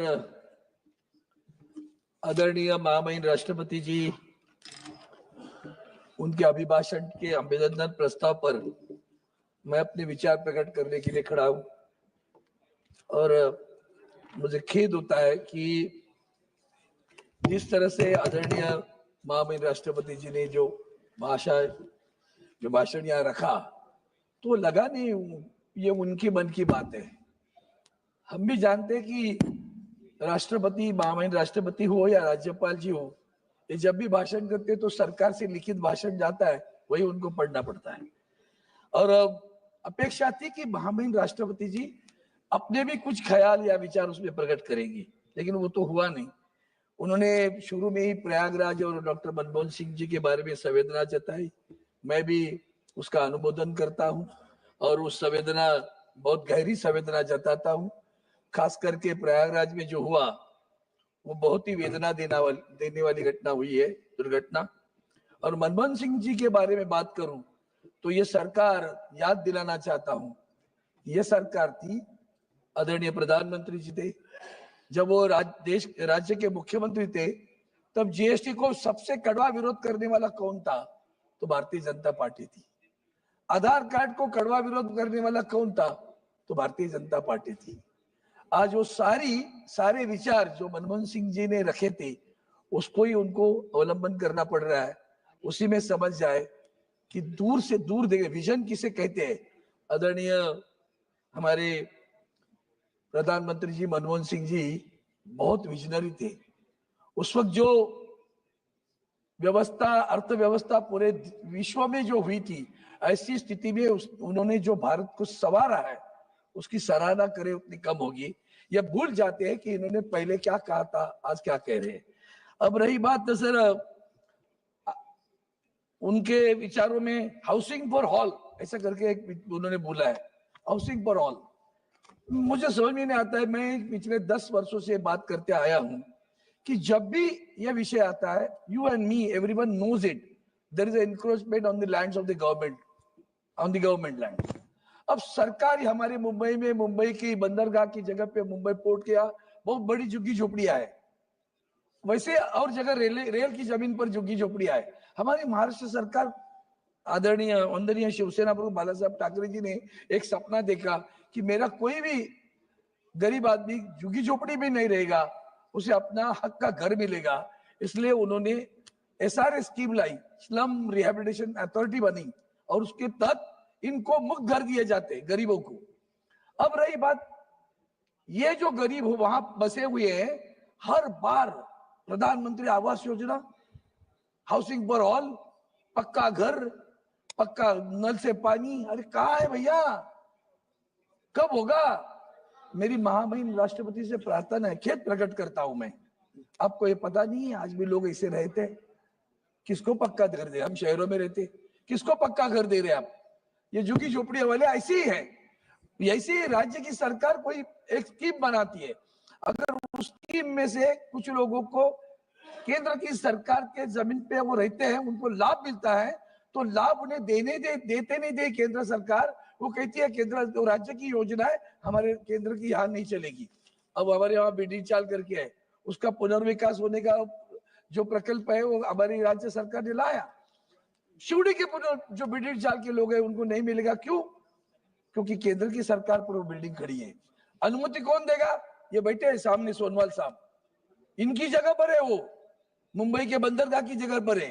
आज तक तुम्हें तो कुछ करना नहीं है, विन विन सिचुएशन है, राज्य की सरकार कर रही, कोई निजी संस्था नहीं कर रही है या कोई व्यापारी नहीं कर रहा है। आप 10 वर्ष तक अनुमति नहीं दे रहे। हाउसिंग फॉर ऑल बिल्डिंग ढहने को आई, अब परमिशन नहीं देते और उसमें लिखते हो हाउसिंग फॉर ऑल। कहां से देंगे वो तो बताओ। हम जो बोल रहे हैं वो सच्चाई बोल रहे हैं, और इसलिए मुझे खेद प्रकट करना पड़ता है कि महामहिम राष्ट्रपति जी को इसकी भी जानकारी आज भी नहीं है, और आप जानकारी देना भी नहीं चाहते हो। वो बेचारी आपने दिया हुआ पढ़ती है। इसलिए आगे चलकर और बताता हूँ किसान सम्मान, आपके हर निर्णय, मैंने हाल ही में कहा था, भारतीय जनता पार्टी का हर निर्णय, ये भाई आप क्यों बोल रहे बीच में? किसान सम्मान योजना, रुकना, मैंने जहाँ sir I am addressing you only, तो किसान सम्मान योजना अब 6,000 रुपए दे रहे हैं, और I will check the record. Honorable members, I will check the record. If it is anything objectionable, I will remove it. what is that? You tell me a sentence. What you tell me a word? Forget about the sentence. I myself will withdraw. I will check the What I record. am saying is perfectly correct. The things I am saying and on that. No sir, not at all. I am not yielded at all. मैंने एक भी शब्द ऐसा नहीं बोला है, वाक्य तो छोड़ो, शब्द भी नहीं गलत बोला है। अनुमति आप नहीं देते हो, पक्के करते हो, वादा करते हो। इतना झूठा वादा, मुझे झूठा शब्द प्रयोग करने लगाना। प्लीज, इसके लिए आगे बोलता हूँ सर। आगे चलकर जैसे आपने किसान सम्मान योजना, अभी हमने हर कदम भारतीय जनता पार्टी उठाती है वो राजनीतिक होता है, सामाजिक नहीं होता। 12 लाख कोड ऑफ कंडक्ट है, 12 लाख की घोषणा हुई, किसके लिए हुई? 12 लाख की घोषणा हुई ना, तो किसानों को 6,000 या 12 लाख तक इनकम टैक्स फ्री करने वाले हम लोग। किसानों को बढ़ाओ भैया, वो ज्यादा अच्छा होता। स्वच्छ भारत, और हमने अपने अभी फोकस ऑन एजुकेशन, काय का फोकस है? आप क्या करते हो? आज भी सर इस देश में, आप भी जानते हैं, हम भी जानते हैं, यहाँ बैठे हमारी बहन भी जानती है, ऐसे गांव हैं कि जहाँ एक टीचर है, एक शिक्षक है, कोई टीचर भी नहीं है। Quality and equality both should be maintain. Equality by, आज भी सर एजुकेशन सिस्टम में there is a disparity and discrimination, both are existing. Disparity by virtue of the education institute where it is situated. कहाँ school है? गांव में है। वो Covid के समय में डिजिटल चल रहा था ना, वो नेटवर्क भी नहीं मिलता था, क्या गांव में पढ़ाएंगे? वो एक टीचर है, एक ही क्लास में फर्स्ट सेकंड थर्ड फोर्थ बैठे हैं सब बच्चे। आज भी ये अवस्था है, बुरा नहीं है, लेकिन आप जो सोच रहे हो, आपका मतलब कैसे, आपका डायलॉग बड़ा अच्छा होता है, कृति बहुत कथनी और करनी में बहुत फर्क रहता है। आपकी कथनी बड़ी अच्छी लगती है सुनने में, कोई सुनेगा बोलेगा कितने संवेदनशील सरकार है यार, ये तो बच्चों के लिए तो सोच रही है। इक्वालिटी करते हो, सीबीएसई, आईसीएसई, तुम्हारा इंटरनेशनल बोर्ड। हाल ही में हमारे यहाँ एक छोटी सी क्लिप घूम रही सर, उन बच्चों को पूछा छत्रपति शिवाजी महाराज जानते हो? आईसीएसई के बच्चे नहीं मालूम। आपको पढ़ाया है? नहीं, हमारे बुकों में नहीं है, किताबों में नहीं है। एक लड़का कहता है, एक सिर्फ पैराग्राफ है छत्रपति शिवाजी महाराज का, एक पैराग्राफ। ये हमारी नई जनरेशन है जिनको इतिहास नहीं मालूम, छत्रपति शिवाजी महाराज मालूम नहीं, राणा प्रताप सिंह मालूम नहीं, गुरु गोविंद सिंह मालूम नहीं है। ये आगे चलकर हमें देश के बारे में, मिट्टी के बारे में प्यार करने वाले। उसको पिताजी का नाम बताओ छत्रपति शिवाजी महाराज के, नहीं मालूम। This is the system, this is what is happening in education. ये जरा सोचो तो सही सर। इसलिए हम तरफ से बोल रहे, महामहिम राष्ट्रपति जी को मैं कहता हूँ कि जरा इसमें भी ध्यान दे तो और अच्छा होगा, ताकि कान खींच ले सकती थी और बता सकती थी ये विषय आने चाहिए करके। आगे चलकर सर आपने पेंशन के बारे में बात की, 50% पेंशन। अभी भी वो हमारे पुराने लोग हैं, वो पेंशन के लिए तड़प रहे हैं। उनको जो मिलती है पेंशन वो 1,500, 1,200, 1,300, कितने सालों से हम बोल रहे हो यहाँ पेंशन नहीं बढ़ रही उनकी। किसको दे रहे पेंशन आप? गवर्नमेंट सर्वेंट्स को। अभी रहे क्या गवर्नमेंट सर्वेंट? नौकर भर्ती कितने सालों से बंद है। आप जो भी करते हो, इसलिए बोला कथनी और करनी में फर्क आपके रहता है। यूनिफाइड पेंशन स्कीम, आपने महिलाओं का सम्मान की बात की, ओलंपिक के लिए यहाँ बैठी थी, याद है? ओलंपिक प्राइज वाली हमारी बहन बैठी थी वहां बाहर, आपकी तरफ से एक आदमी देखने नहीं गया उनको, महिला भी नहीं गई आपकी उनको देखने के लिए, भागी वहां से। ये इसलिए बोल रहा हूँ कथनी और करनी में फर्क है। आगे सर, आगे चलकर अपने आत्मनिर्भर भारत, वाह, उस आत्मनिर्भर भारत ने बीएसएनएल का सत्यानाश किया। पता है आपको कैसे? 5G सर्विसेज कौन देने वाला है? बीएसएनएल दे रही है, एमटीएनएल दे रही है। मुंबई और महाराष्ट्र, मुंबई जहां अभी शुरू किया है 4G, वो गाँव में धंधा हमारा मुंबई में, दिल्ली में, कलकत्ता में, मद्रास में, वहां नहीं करेंगे, चेन्नई में नहीं करेंगे, करेंगे कहा? गाँव में। क्यों? दोस्तों का नुकसान होगा, दोस्तों को तकलीफ होगी।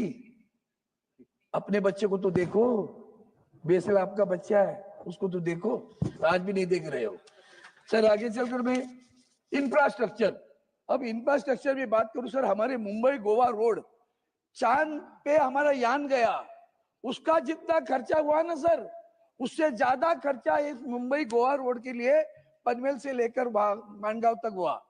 रास्ता आज नहीं बना। इंफ्रास्ट्रक्चर के चक्कर में प्रकृति का कितना ह्रास करते हो। मेट्रो रेल के लिए गोरेगांव का हमारा फॉरेस्ट बर्बाद कर दिया। क्लाइमेट चेंज की बात करते हो ना, संवेदना वहां जताते हो ना, हजारों पेड़ काटते हो, हजारों पेड़ काटते हो, तभी नहीं याद आता कि क्या कर रहे हैं। विकास की परिभाषा क्या होनी चाहिए? What do you mean, how you define विकास? तो प्रकृति का सत्यानाश करके विकास की बात करोगी, यही तो दुर्भाग्य है। इसलिए मैं उसके ऊपर भी आपको ध्यान देना दो। और रास्ता आज भी नहीं बना है मुंबई गोवा। एयरपोर्ट एक्सपेंडिशन चल रहा है, हमारे चिपी का एयरपोर्ट बंद है, ऑपरेशंस तो बंद है। पोर्ट हमारे महाराष्ट्र पालघर डिस्ट्रिक्ट में वार्ड बंद करके उस वहां के लोगों ने आंदोलन किया, फिर भी आप पोर्ट बना रहे हो।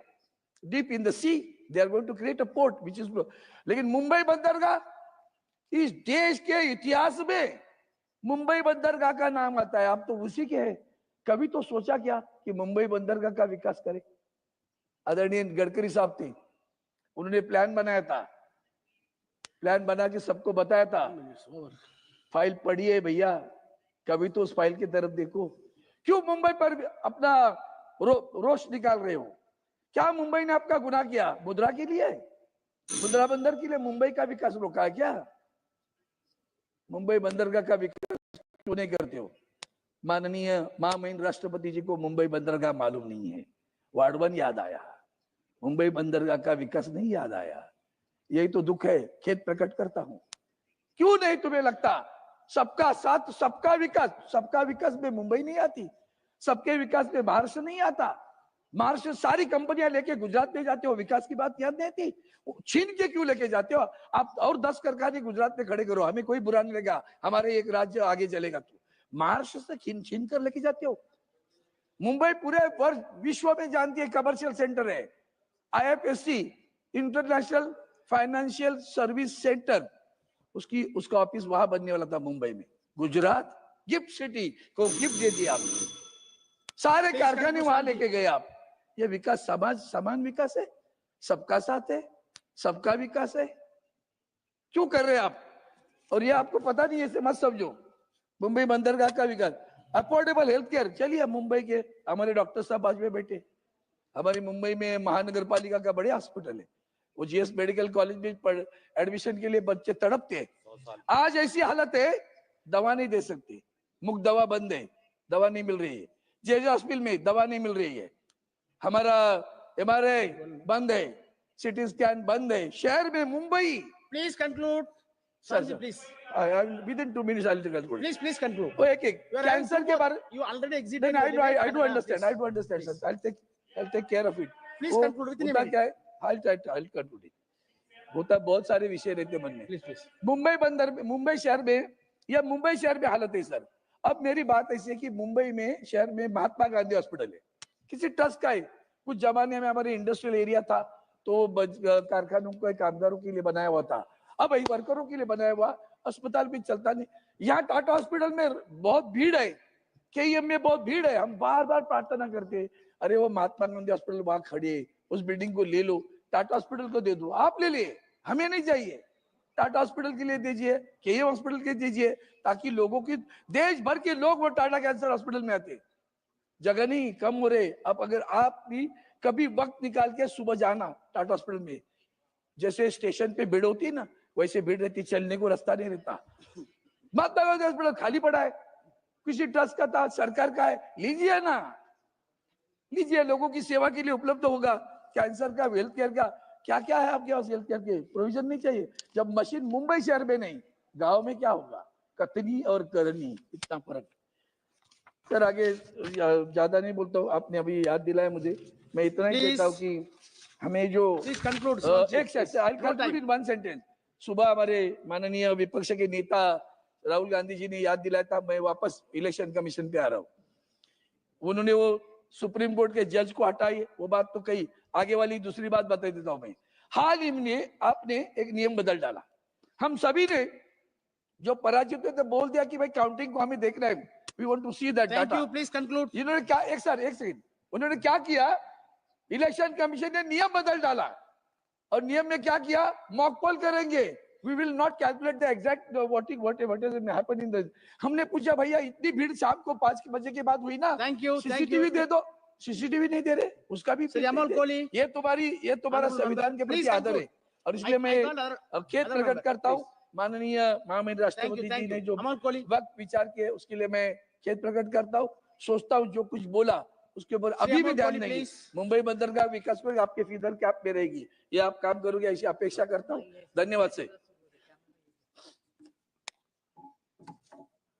धन्यवाद अध्यक्ष महोदय। महामहिम राष्ट्रपति जी के अभिभाषण के धन्यवाद प्रस्ताव में बोलने के लिए मैं अपनी पार्टी राष्ट्रवादी कांग्रेस शरद चंद्र पवार पार्टी की तरफ से खड़ा हूं और सबसे पहले मैं भूतपूर्व प्रधानमंत्री स्वर्गीय मनमोहन सिंह जी के प्रति अपनी पार्टी की ओर से श्रद्धांजलि अर्पण करना चाहूंगा। अध्यक्ष महोदय, जो कि मेरे पार्टी से 2 मेंबर बोलने वाले हैं, इसलिए बहुत संक्षेप में अपनी बात कहूंगा। महामहिम राष्ट्रपति जी ने अपने अभिभाषण में प्रयागराज में चले महाकुंभ की भी बात की और वैसे ही मिडिल क्लास की भी बहुत बात की।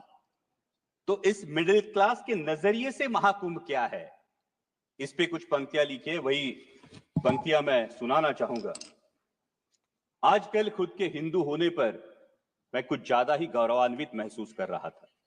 आजकल मेरे हिंदू होने पर मैं कुछ ज्यादा ही गौरवान्वित महसूस कर रहा था। हालांकि मेरे हिंदू होने में मेरा खुद का योगदान कुछ भी नहीं था, लेकिन सनातन की समृद्ध परंपराओं में मेरा अटूट विश्वास है। सनातन की समृद्ध परंपराओं में मेरा अटूट विश्वास है। वैसे भी देश प्रेमी कहलवाने के लिए हिंदुत्व का प्रदर्शन हो, यह आज का राजनीतिक माहौल है। सनातन के विराट वैश्विक अनुभव के साथ पाप धोने का अनोखा अवसर था।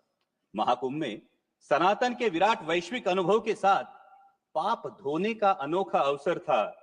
इसीलिए लाखों श्रद्धालुओं की तरह मैं भी उस दिन प्रयागराज महाकुंभ में था। दिल्ली से आती जमुना में चुनावी जुमलों का प्रभाव था।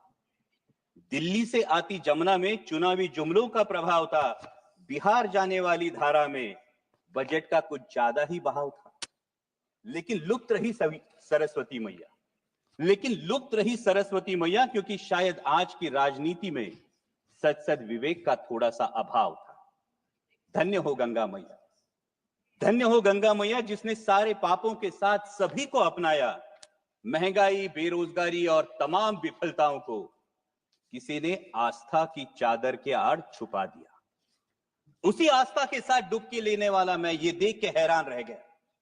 उसी आस्था के साथ डुबकी लेने वाला मैं ये देख के हैरान रह गया। मुझसे भी गहरे पानी में कोई लगातार गोते खा रहा था। मुझसे भी गहरे पानी में कोई लगातार गोते खा रहा था। अनजाना नहीं था, जाना पहचाना था। वो मेरे देश का रुपया था। वो मेरे देश का रुपया था। नजरअंदाज करते हुए मैंने खुद को समझाया। उनको नजरअंदाज करते हुए मैंने खुद को समझाया। चिंता की कोई बात नहीं, अर्थव्यवस्था तो 5वें पायदान पे है। चिंता की कोई बात नहीं, अर्थव्यवस्था तो 5वें पायदान पे है। तभी कानों में फुसफुसाई गंगा मैया, पर कैपिटा जीडीपी में बालक हम 141वें स्थान पे है। लेकिन ये सब सोचने की मुझे क्या जरूरत? मैं तो एक साधारण सा मिडिल क्लास हूं। जो बजट में टैक्स रिबेट देखकर खुश होता हूं, लेकिन रोजमर्रा की चीजों पर 5 से 18% जीएसटी भरता हूं। चप्पल, कपड़े, खाना, साबुन, खाद, यहां तक कि कफन। चप्पल, साबुन, कपड़े, खाद, यहां तक कि कफन। शर्म आनी चाहिए। यहां तक कि कफन, कोई भी चीज नहीं छूटी है। दर्द तो होता है लेकिन जख्म नहीं दिखता। इनडायरेक्ट टैक्स जीएसटी की यही तो खूबी है। वैसे हेल्थ और एजुकेशन सेस भी मुझसे ही वसूला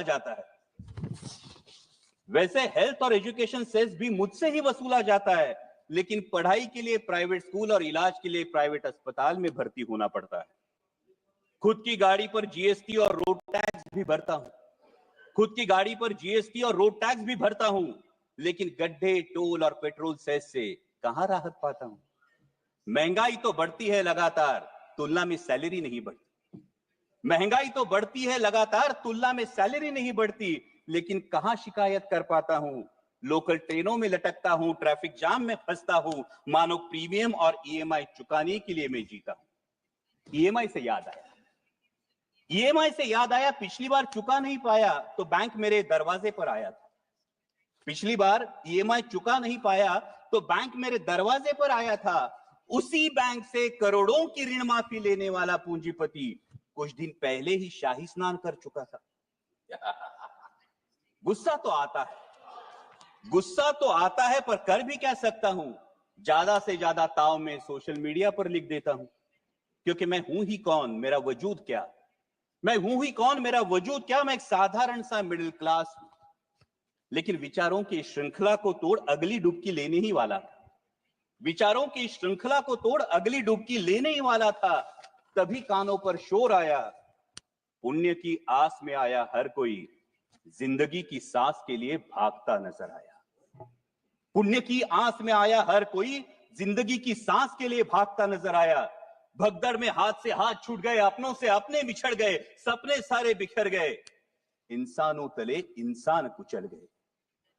जहां सजा था आस्था का उत्सव, वही अब मौत का तांडव उफान पर था। जहां सजा था आस्था का उत्सव, वही अब मौत का तांडव उफान पर था। लेकिन प्रशासन लाशों से ज्यादा अपनी नाकामी और विफलता को ढकने में तत्पर था।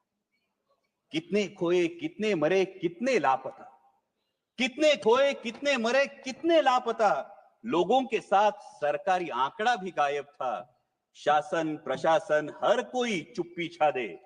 शासन, प्रशासन, मीडिया, हर कोई चुप्पी साधे। शायद किसी के लिए मानवता से ज्यादा इवेंट होना जरूरी था। ये इवेंट होना जरूरी था। मानो महाकुंभ की आस्था की आड़ में, मानो महाकुंभ में आस्था की आड़ में सत्ता की लालसा मचल रही थी। गंगा किनारे इंसानों के बाद अब इंसानियत कुचल रही थी। थर्राई गंगा मैया फिर संभल कर बोली, किनारे पर लाशों के अंबार नए नहीं है मेरे लिए।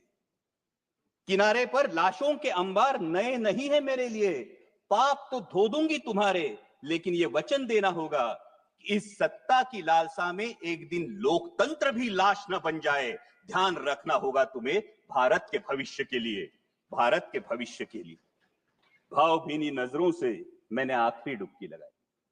भावभीनी नजरों से मैंने आखिरी डुबकी लगाई। पापों का तो पता नहीं, अंधभक्ति की पट्टी जरूर खुल गई। पापों का तो पता नहीं, अंधभक्ति की पट्टी जरूर खुल गई। धन्य हो गंगा मैया, धन्य हो गंगा मैया, जिसने भावनाओं से बढ़कर जिम्मेदारी की जोत जलाई। एक मिडिल क्लास को उसके भारतीय होने के कर्तव्य की याद दिलाई। भारतीय होने के कर्तव्य की याद दिलाई। जय हिंद, धन्यवाद। Thank you. Honorable members, Srirang Appabani.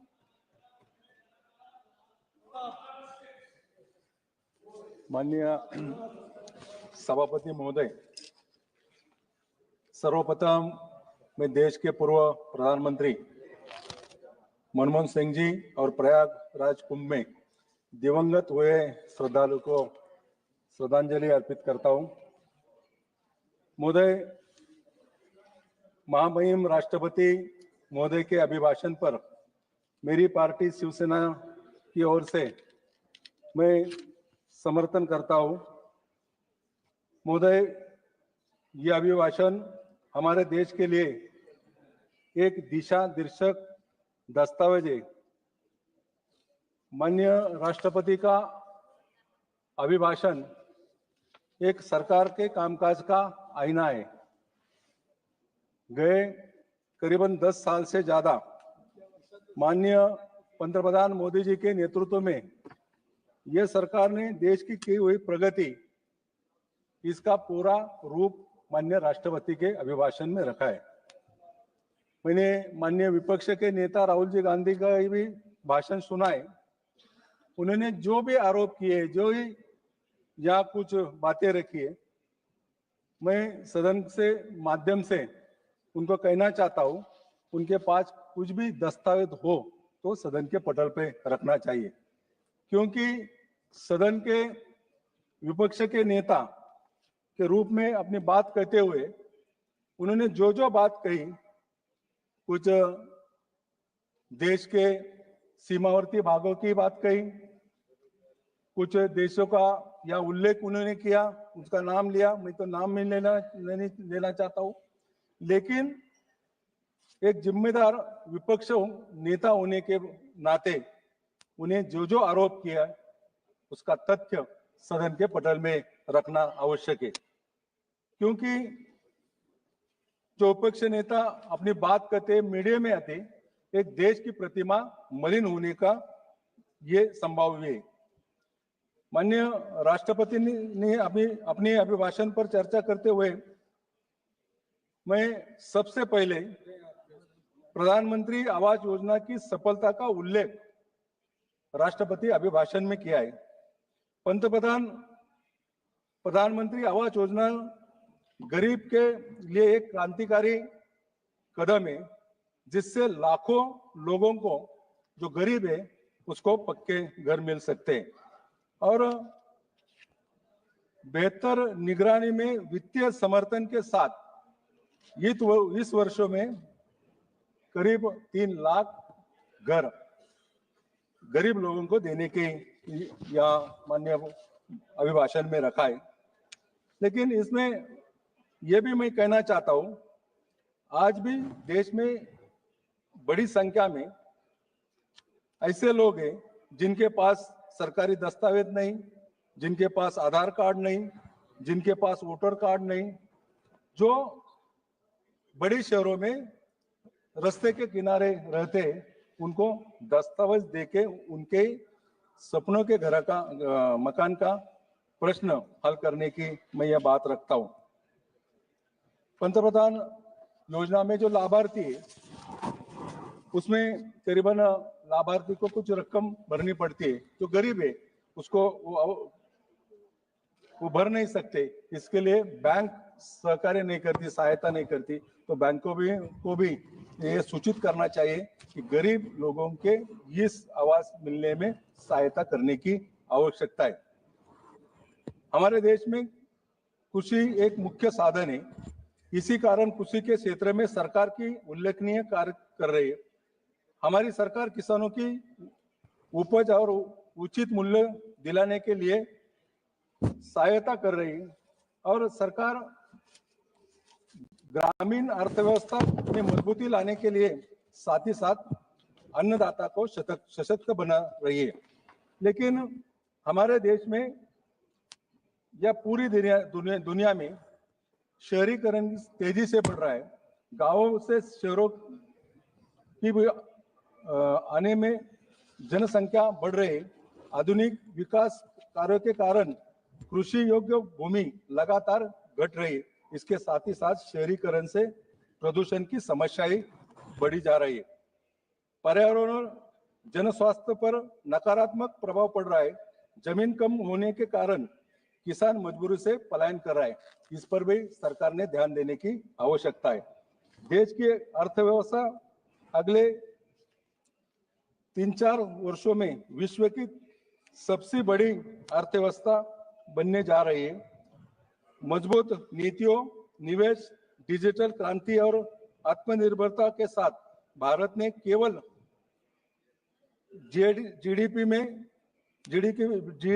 GDP के मामले में बल्कि वैश्विक नेतृत्व और नवाचार में भी अपना स्थान मजबूत किया है।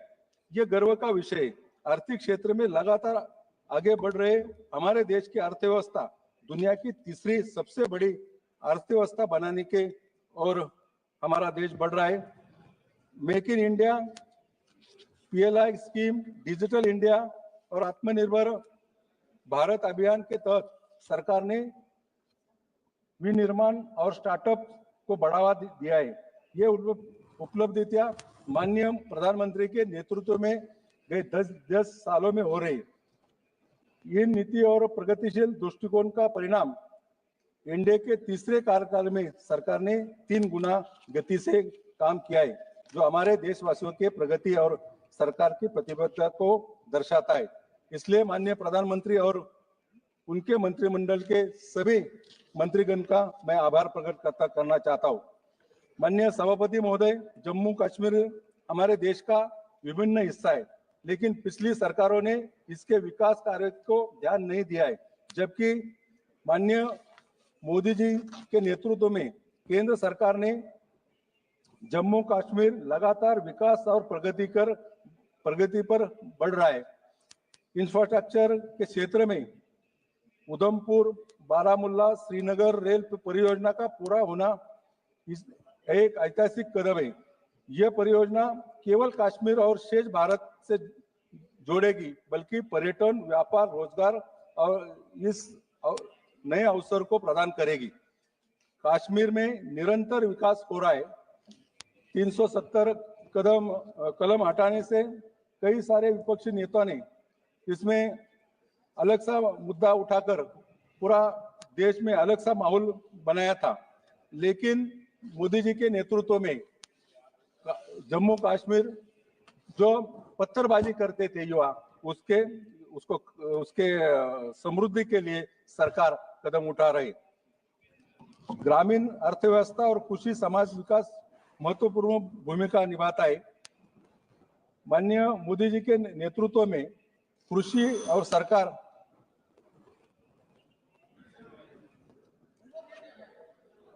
कितना मिनट है? Giving a warning bell. You make up your mind to wind up. माननीय सभापति महोदय, सरकार गए 10 साल में की हुई प्रगति और देश के पूरे विकास के हेतु एक प्रगति पर है। सरकार के स्थानिक निर्णयों में लोकसभा तथा विधानसभा में महिलाओं को 33% आरक्षण, बोर्ड और एक देश एक चुनाव जैसे बड़े फैसलों में शामिल है।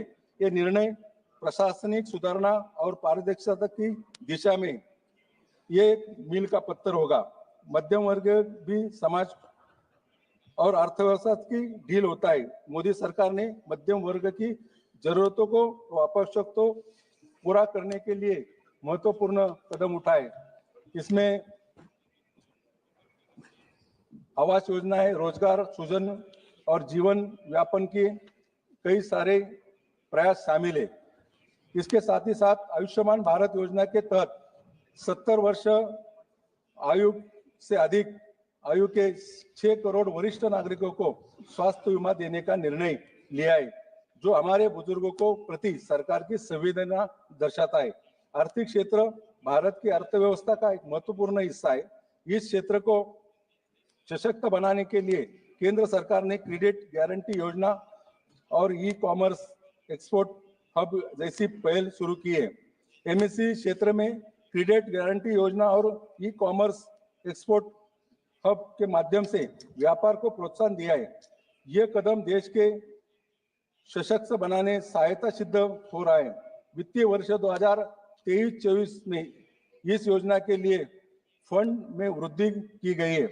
जब कोविड-19 महामारी ने पूरा देश को अपनी चपेट में लिया था, तब माननीय प्रधानमंत्री मोदी जी के नेतृत्व में भारत में आए संकट को प्रभावी रूप से का सामना किया।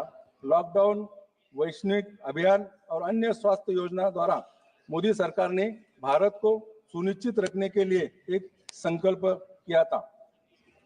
स्वास्थ्य हम सबसे लिए एक महत्वपूर्ण विषय और देश का हर नागरिक स्वास्थ्य रहे, इसे माननीय मोदी जी के नेतृत्व में देश भर में स्वास्थ्य योजना के सुधार में 1.75 लाख आरोग्य मंदिर स्थापित करने का एक बड़ा निर्णय माननीय प्रधानमंत्री ने लिया है। अनुच्छेद 370 हटाने के बाद जो कश्मीर में परिस्थिति वो सुधार हुई है। माननीय प्रधानमंत्री जी के नेतृत्व में हमारी सरकार ने जो भी कदम उठाए वो देश के समृद्धि, सुरक्षा और विकास के लिए महत्वपूर्ण है। हम सबको मिलकर इन उपलब्धियों का सामना करना चाहिए और अपने राष्ट्र के उज्जवल भविष्य और कदम बढ़ाना चाहिए। हमारी सरकार ने हर क्षेत्र में प्रगति, नए आयाम स्थापित किए। यह अभिभाषण हमारे देश के सुनहरे भविष्य का पूर्ण रूप प्रस्तुत करता है। Thank इस you. अभिभाषण का मैं समर्थन करता हूँ। Thank you. Sri Fagan Singh Gulasti, Honorable Member, Fagan Singh Gulasti.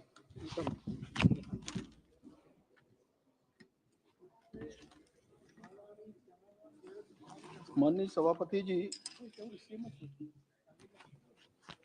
मैं महामहिम राष्ट्रपति जी के अभिभाषण का समर्थन करते हुए मैं एक बात कहना चाहता हूं। सबसे पहले हमारे कांग्रेस के मित्रों ने भारत के राष्ट्रपति के साथ में किस प्रकार का व्यवहार, अभद्र टिप्पणी करना, ये इस देश के लिए अच्छा नहीं, वो भी महिला और आदिवासी। ये स्वयं को विचार करना चाहिए। एक माननीय सदस्य अगर इस प्रकार का व्यवहार करेंगे हाउस के अंदर देश के राष्ट्रपति के लिए, और ये बहुत ही अशोभनीय है। जहां तक के राष्ट्रपति के अभिभाषण का जो सवाल है, मैं देख रहा था सभापति जी, कई ऐसे महत्वपूर्ण निर्णय जो सरकार ने किया है और उसको लेकर के राष्ट्रपति जी का जो अभिभाषण हुआ कि आज देश में गरीब और गरीब कल्याण की योजनाओं का, आज इसके बारे में आप देखेंगे तो कई हमारे माननीय सदस्यों ने कहा है कि पिछले समय लगभग गरीब कल्याण की योजनाओं के लिए 4 करोड़ जिनके पास घर नहीं होते थे, ये आवास योजना 4 करोड़ घर बनाया। अभी पिछले बजट के दौरान 3 करोड़ का और अलॉटमेंट किया। आप सोच सकते हैं कि 7 करोड़ मकान उन गरीबों का बने। ये हमारे देश के लिए और गरीबों के लिए इतना उत्साह देने वाला, और इसके बारे में हमारे महामहिम राष्ट्रपति जी उल्लेख करते हैं अपने भाषण में, तो गर्व होता है मन कि इसके पहले पुराने इतिहास को देखें। हमारे जनजाति समाज के लोग 5 करोड़ ऐसे लोग हैं जिनको धरती आबा जनजातीय ग्राम उत्कर्ष अभियान प्रारंभ हुआ है। 80,000 करोड़ रुपए का प्रावधान इसके अंदर किया गया है। राष्ट्रपति जी ने इस योजना को जब प्रारंभ करते समय उसका उल्लेख इस भाषण के अंदर किया है।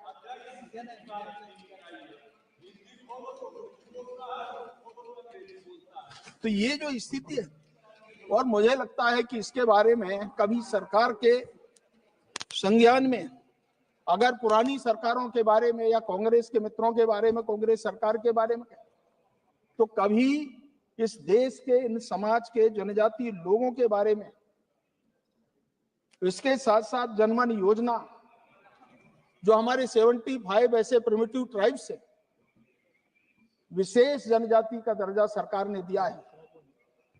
सरकार की जिम्मेदारी बनती है कि 50% ये जो आबादी है उनकी, उनमें से जिनके जो गरीबी रेखा के नीचे है, और 75 प्रमुख जनजाति विशेष जनजाति समुदाय के लोग हैं। अगर आप अंडमान निकोबार के अंदर देखें, हमारे छत्तीसगढ़ में बस्तर के अंदर देखें, मध्य प्रदेश में बैगा जनजाति, हमारे सहरिया जनजाति के लोग हैं, जरावा है, हो है, ऐसे देश भर के अनेक ऐसे। अब इसके लिए सरकार ने क्या किया है मैं बता सकता हूं, परंतु हमारे सरकार बनने के बाद पहली बार 2002 में, जहां की आप बात कर रहे हैं, 16 ऐसे जिलों के अंदर उनको जनजाति का स्टेटस दिया है। अभी 4 जिलों को और हमने शामिल किया है। ऐसे इसका वृत्तांत को मैं बता सकता हूं, परंतु इसलिए मैं कहना चाहता हूं कि वास्तव में राष्ट्रपति जी के अभिभाषण में इन सब बातों का उल्लेख जो हुआ है, मैं हमारे नेता प्रतिपक्ष का भाषण सुन रहा था,